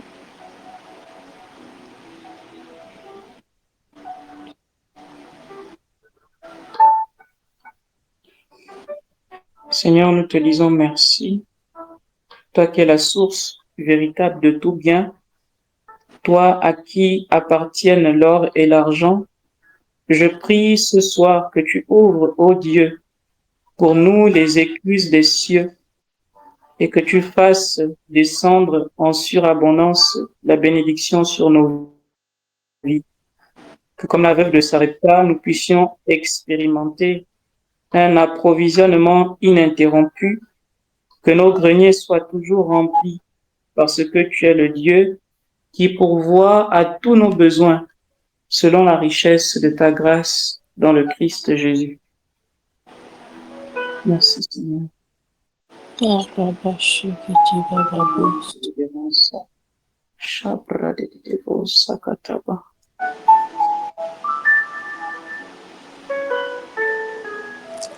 Il y a des personnes, certaines personnes qui, je vais pas dire qui sont prises de profonds regrets, mais vous avez cette forte émotion dans votre cœur. Vous vous dites, Seigneur, je te demande pardon parce que je reconnais que je n'ai pas fait un bon usage des biens que tu m'as accordés. Vous êtes en pleine repentance. Repentance, je vais dire ça comme ça. Et voilà, vous êtes en train de demander pardon au Seigneur, mais en même temps, l'enseignement de ce soir est venu comme une délivrance, comme une libération de certaines choses que vous avez en tête. Voilà, c'est comme si l'enseignement de ce soir est venu pour remettre les pendules à l'heure. C'est venu vraiment comme la vérité. Voilà, puisque la parole de Dieu est la vérité, et c'est comme ça que vous avez ressenti ça. Et pendant que vous avez ces regrets dans le cœur, l'Esprit du Seigneur se saisit de plusieurs. Et il y a comme cette bouffée de fraîcheur que vous allez ressentir. C'est l'Esprit de Dieu qui souffle un vent nouveau, une ère nouvelle, une vie nouvelle. Voilà, un vent nouveau, que ce soit pour vos finances, un vent nouveau pour votre manière de donner. En fait, en réalité, il dit qu'il fait de vous une personne nouvelle. Il fait de vous une personne nouvelle. Réellement, ce qui s'est passé, c'est les écailles des yeux qui sont tombés ce soir. Et pour beaucoup de personnes, vous avez compris que pendant longtemps, vous avez été dans l'erreur. Seigneur, merci pour ce que tu fais. Merci pour le bien que tu nous fais. Il y a cette personne qui est connectée et qui dit, Seigneur, mes finances pour ta gloire. Seigneur, détache-moi des choses de ce monde. Je veux apprendre à donner. Je ne veux plus être dans les calculs. Je veux te faire confiance. Et si tu te sens concerné par cette parole qui est relâchée, tout ce que je vais te demander, c'est de poser la main sur la tête ou même sur le cœur et puis d'ouvrir la bouche simplement avec tes propres mots. Dis-lui avec tes mots, Seigneur, je m'abandonne à toi. Seigneur, apprends-moi à donner comme tu veux. Seigneur, apprends-moi à me détacher des choses de ce monde. Aide-moi, Seigneur, à marcher comme tu veux, à écouter ta parole et à t'obéir à tous les niveaux. Ce soir, mes finances pour ta gloire. Ce soir, mes biens pour ta gloire. Je ne veux pas simplement aller à l'église et puis écouter ta parole, me retourner, mais dès qu'on parle de faire des offrandes pour telle ou telle construction, ou bien telle ou telle activité, je ne me sens pas concernée parce que j'estime que j'ai déjà assez de difficultés financières. Ouvre la bouche, parle à ton Dieu. Ce soir, il y a des chaînes qui sont en train d'être brisées. Je vois un esprit malin qui est logé dans ta vie. En ce qui concerne tes finances, je suis désolée pour lui, mais il est en train de plier sa valise. Oui. Il est en train de plier sa valise. Il part et il récupère en même temps avec lui tout ce qu'il a laissé de négatif ou comme dépôt dans ta vie. Je vois les anges du Seigneur en train de faire un nettoyage. Rebababo, Saliman, Televo. C'est une libération, une délivrance qui est en train de s'opérer maintenant. Certaines personnes vont se reconnaître dans cette parole qui est relâchée et vous allez être pris de forts tremblements. D'autres vont même se mettre à applaudir. Certaines personnes vont commencer à parler en langue parce que l'Esprit du Seigneur est relâché. Rekan televa kilibra shekete bababo saikiri abrashin talaba. Et à vous qui vous êtes sentis concernés par cette parole, je vous invite, s'il vous plaît, parce que lorsqu'un esprit méchant est chassé, il part et il revient pour voir si la maison où il était n'est pas habitée. Et si jamais cette maison n'est pas habitée, il revient avec 7 autres démons encore plus méchants pour faire du sale cette fois-ci. Et ça, je veux dire ça vraiment à une personne. Pendant que cette parole est relâchée, il faudrait que vous ayez le réflexe, à partir de ce soir, de faire de la parole de Dieu votre meilleur allié. De la parole de Dieu, votre meilleur allié, du Saint-Esprit, votre meilleur ami, que vous ne quittiez point la présence de Dieu, quel que soit votre état émotionnel. Que Dieu soit la première personne à qui vous aurez recours dès que quelque chose ne va pas ou même que quelque chose va. Seigneur, ce soir, nous sommes là et nous sommes disposés. Nous venons te dire que nous te voulons toi et toi seul. Nous avons confiance en toi. Je vois comme un tombeau, sinon un cercueil qui s'ouvre. Et le Seigneur dit qu'il ressuscite les finances de plusieurs personnes. My God. Et ce soir, ça va être très fort. Ça va être très fort parce que d'autres personnes vont commencer à applaudir encore plus fort. D'autres auront des démangeaisons ce soir et tout le reste de la semaine au niveau des mains. Au niveau des mains. Au niveau des mains. Je prie ce soir que cette parole s'attache à ta vie. Que les finances de Dieu te poursuivent au nom de Jésus. Que tu deviennes une source de bénédiction pour tous ceux et celles qui t'entourent au nom puissant de Jésus. Et quand te voyant, des personnes disent oui, Dieu sait prendre soin. Dieu existe, Dieu est celui aussi qui possède l'or et l'argent. Rabba il y a des personnes qui sont connectées ce soir.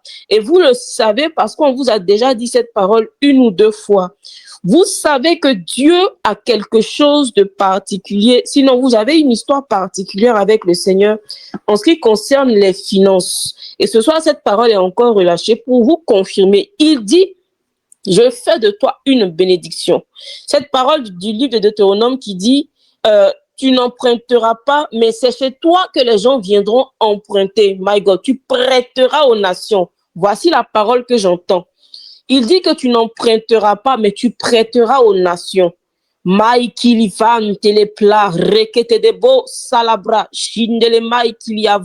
y a aussi ces personnes qui sont connectées. Ces personnes, ces jeunes filles qui sont connectées, qui ne sont pas encore mariées. Écoutez-moi très bien. Je ne suis pas en train de faire ici, de parler de la richesse ou de quoi que ce soit, mais je me laisse simplement conduire selon ce que l'Esprit de Dieu est en train de permettre. Vous allez faire la remarque, il n'y a que des personnes friquées, des hommes qui ont des sous qui s'approchent de vous. Faites très attention. Parce que parmi ces personnes, il y a beaucoup qui sont mal intentionnées et qui viennent simplement à cause de la gloire de Dieu qui est sur vous. Faites très attention parce que beaucoup sont des loups déguisés en agneaux juste pour vous voler quelque chose, juste pour vous tirer quelque chose, juste pour vous enlever la vie. Ce soir, pendant que je suis en train de parler, je vous badigeonne du sang de Jésus et je déclare que toutes ces personnes s'éloignent de vous. Je suis désolée. Ça sera peut-être difficile, mais je déclare au nom de Jésus que toutes ces personnes qui ont été mandatées par Satan pour venir contre vos vies, pour vous vider, pour sucer votre vie, pour sucer votre existence, pour faire de vous simplement un instrument pour Satan. Je déclare que ces personnes s'éloignent de vous ce soir. Vous êtes recouvertes et recouverts du sang de Jésus. Quand ces personnes vous verront, elles auront juste envie de vomir. Elles auront juste envie de s'éloigner. Et je déclare sur vous que l'homme de votre destinée, que la femme de votre destinée vous poursuit, vous cherche au nom de Jésus. Et j'appelle sur vos vies. J'appelle sur vos vies des personnes remplies de Dieu. Parce que ce n'est pas forcément de compte en banque dont nous avons besoin bien garni, mais nous avons besoin des personnes qui sont remplies de Dieu, des personnes qui transportent Dieu pour nous faire décoller dans une autre dimension de la gloire de Dieu. Ainsi, nous deviendrons bénédiction et nous aurons les secrets du Père. Nous aurons les secrets de l'Esprit pour manifester l'œuvre de Dieu sur cette terre. Et je termine avec cette phrase. Sinon, cette parole, toujours en ce qui concerne les relations, l'Esprit du Seigneur est relâché encore pour certaines personnes, certaines jeunes femmes. Vous allez encore faire la remarque, sinon on vous a déjà dit ça. Et je pense que j'avais déjà même parlé avec quelques personnes en inbox et cette parole revient. Vous êtes l'épouse d'un grand type. Arrêtez de traîner avec les buveurs de koutoukou dans le quartier. Je suis désolée. Ceux qui ne connaissent pas le koutoukou, c'est la boisson frelatée des personnes qui se cherchent. À Abidjan, ici, on appelle ça koutoukou. Voilà. Ne arrêtez de traîner avec les personnes qui ne savent pas vous valoriser. Mettez la barre haute parce que vous êtes en train de vous gaspiller. Je le dis, vous êtes en train de vous gaspiller. Ces personnes vont vous faner. Ces personnes vont vous faner. Je suis peut-être sèche dans ce que je dis, mais voilà comment la chose, je la ressens fortement. Si vous sentez que vous n'êtes pas prête à vous engager, gardez votre cœur, cherchez Dieu et laissez le Seigneur ouvrir la porte pour la bonne personne. Sinon, quand cette bonne personne bien fliquée, bien remplie viendra, elle ne trouvera qu'une épave parce que vous serez brisé de l'intérieur et vous serez fané. Que le nom du Seigneur soit béni. Amen, amen. Alors, je bénis Dieu pour toutes les paroles qu'il a inspirées à la bergère. Tout à l'heure, lorsqu'elle a parlé du tombeau qui s'ouvrait, quelques secondes avant, le Seigneur me disait que beaucoup qui sont ici ce soir connectés vont recevoir une abondance, voilà, surtout sur le plan financier. Et donc, ne soyez pas étonnés que avant avril, sinon avant fin avril, beaucoup d'entre vous, sinon beaucoup d'entre nous soient bénis financièrement. Amen. Beaucoup de situations vont se décanter. Et le verset, sinon les deux versets que le Seigneur me donne pour accompagner cette motion-là, il l'a donné à la bergère en vision. Chez moi, c'est par motion, locution intérieure. C'est la bénédiction du Seigneur ne s'accompagne d'aucun chagrin. C'est la bénédiction du Seigneur qui enrichit et elle ne s'accompagne d'aucun chagrin. Il ne la fait suivre d'aucun chagrin. Proverbe 10, 22. Et l'autre parole qu'il donne, c'est grâce et bonheur m'accompagnent tous les jours de ma vie. Grâce et bonheur m'accompagnent tous les jours de ma vie. Voilà. En dehors de cela, le Seigneur s'adresse particulièrement à une femme. La particularité avec toi, ce n'est pas que tu ne donnes pas la dîme ou que tu ne fais pas d'offrande, mais le Seigneur dit qu'il veut ton cœur. Voilà. C'est comme s'il disait, je ne méprise pas les dons, les dîmes ou les offrandes que tu fais aux hommes de Dieu ou à mon église, mais je veux plus de toi. Je veux plus de ton engagement. Je veux plus de ta personne. Je veux plus de ton cœur en un moment. En un mot, pardon. Et c'est comme s'il disait, c'est toi que je veux, simplement. C'est une femme et je crois que cette parole, au moment où elle est donnée, te rejoint profondément au niveau de ta poitrine. Tu le ressens fortement dans ton cœur parce que la puissance de Dieu est relâchée au moment où cette parole est donnée. Le Seigneur dit que c'est ton cœur qu'il veut, c'est toi qu'il veut. Ce n'est pas d'abord les biens ou les richesses que tu offres. Voilà, nous disons merci au Seigneur pour tout ce qu'il est en train d'accomplir, pour toutes les situations qu'il décante, pour toutes les portes qu'il ouvre, pour les dettes qu'il solde aussi. Et j'aimerais, avant de redonner la parole à la bergère, donner cette dernière parole. Il y a beaucoup de personnes ici connectées à qui on doit de l'argent. Voilà. Attendez-vous à Dieu parce que vos débiteurs vont bientôt venir solder les dettes. Et parmi ces personnes, il y en a à qui on doit de l'argent depuis des années. Au point où lorsque vous voyez les personnes, vous n'avez même plus le courage de leur parler de la dette. Voilà. Vous n'êtes pas obligé de vous identifier en commentaire, mais je sais que cette parole de Dieu vous rejoint particulièrement. Amen. Amen. Et j'aurais terminé avec cette parole qui me monte à cœur. Il y a des personnes qui sont sous une forte oppression. Voilà, quand le Père parlait, c'est des démons sournois, comme s'ils essayaient de se cacher. Ils oublient qu'on ne peut pas se cacher des yeux de Dieu. Alléluia. Et je bénis ce que le Seigneur fait. Mais il y a des personnes qui sont connectées ce soir.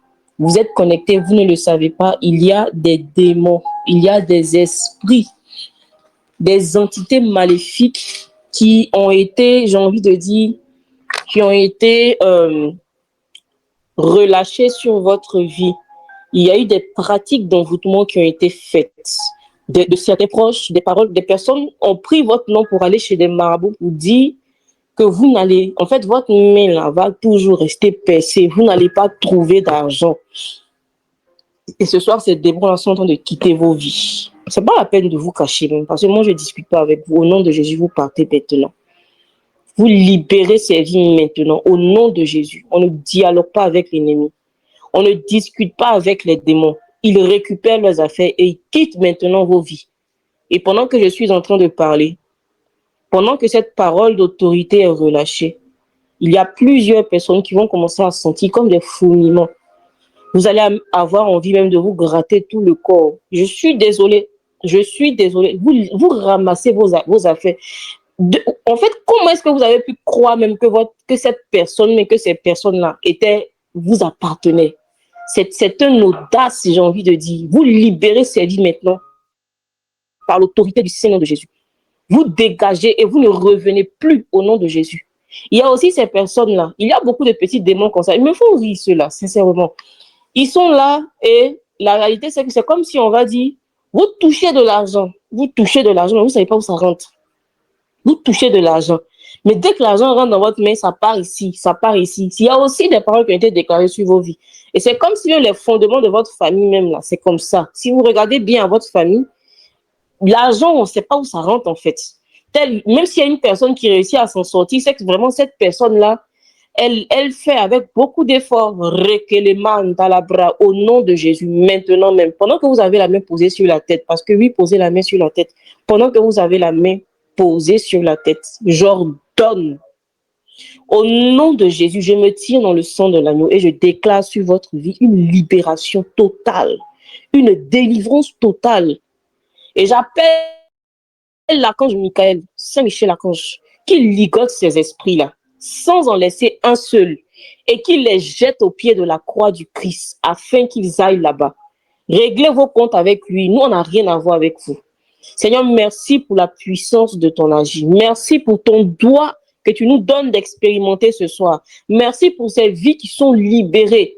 Merci pour ces portefeuilles qui refleurissent. Merci pour toutes ces personnes endettées que tu visites et à qui tu promets le salut, la libération. Seigneur, merci de localiser ces femmes, ces hommes qui sont connectés et qui ont le sommeil difficile, qui peinent à dormir à cause des dettes. Seigneur, je t'en supplie, apporte une lumière, un éclairage, quelque chose, suscite des hommes et des femmes qui viendront aider, soutenir, libérer. Seigneur, tu es capable de le faire et nous avons confiance en toi. Seigneur, localise cette soeur, localise cette maman, ce frère, ce père de famille qui essaie de joindre les deux bouts et c'est compliqué. Localise ce couple qui se fatigue à réfléchir comment je vais faire demain. Seigneur, nous t'en supplions. C'est à toi qu'appartiennent l'or et l'argent. Ces personnes n'ont pas fait le choix de marcher selon les choses de ce monde. Elles ont décidé de te faire confiance. Alors ce soir, ouvre les écluses des cieux. Ouvre les écluses des cieux. Et pendant que je suis en train de parler, certaines personnes, vous allez avoir une vision, vous allez voir comme si de l'eau est en train de couler.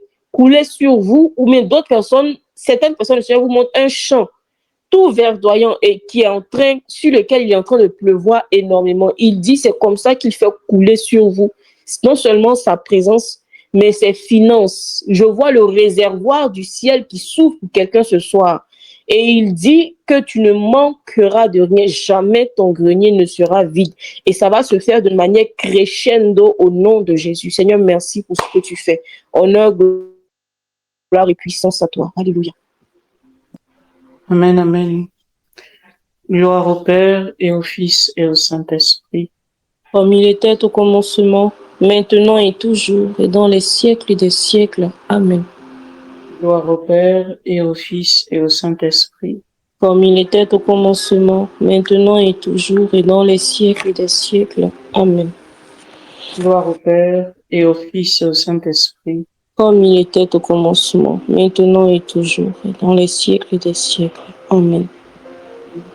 Seigneur, sois béni pour ce temps Merci. et pour la surabondance et la Alléluia. richesse de ta grâce. Alléluia. Nous scellons dans ton très précieux sang toutes les bénédictions et les grâces reçues en ce soir. Amen. Nous proclamons et nous confirmons, Seigneur, l'esprit de générosité, de charité et de libéralité sur nos vies. Nous confessons qu'en ton nom, tu pourvois à tous nos besoins selon la richesse de ta grâce dans le Christ Jésus. Seigneur, c'est toi qui nous dis qu'il y a plus de joie à donner qu'à recevoir. Alors donne-nous beaucoup de moyens, beaucoup de richesses pour faire tes œuvres, pour soutenir ton Église et particulièrement ce ministère Onction Gloire de Dieu et surtout pour faire ta sainte volonté. Ce que nous avons, nous le recevons de ta bonté. Alors Seigneur, que ta volonté s'accomplisse dans nos vies selon la richesse de ta grâce, que nos greniers, ô Dieu, ne soient jamais vides, que nous ne manquions jamais de rien, et que nous ayons un cœur généreux, un cœur départi de toutes sortes d'avidité, de cupidité, d'égoïsme, d'indifférence à l'égard du prochain, que nous puissions être véritablement généreux comme toi, parce que notre récompense, nous la recevons de toi. Que ta bénédiction, Seigneur, ne nous fasse jamais défaut, parce qu'elle ne s'accompagne d'aucun chagrin. Que la grâce et le bonheur nous accompagnent tous les jours de notre vie. Nous te le demandons à toi qui vis et règnes avec le Père, dans la communion de l'Esprit Saint, un seul Dieu maintenant et pour les siècles des siècles. Amen. Amen. Le Seigneur soit avec vous. Et avec votre esprit. Dieu Tout-Puissant nous bénisse et qu'il nous garde, le Père et le Fils et le Saint-Esprit. Amen. Bénissons le Seigneur. Nous rendons Nous grâce à Dieu.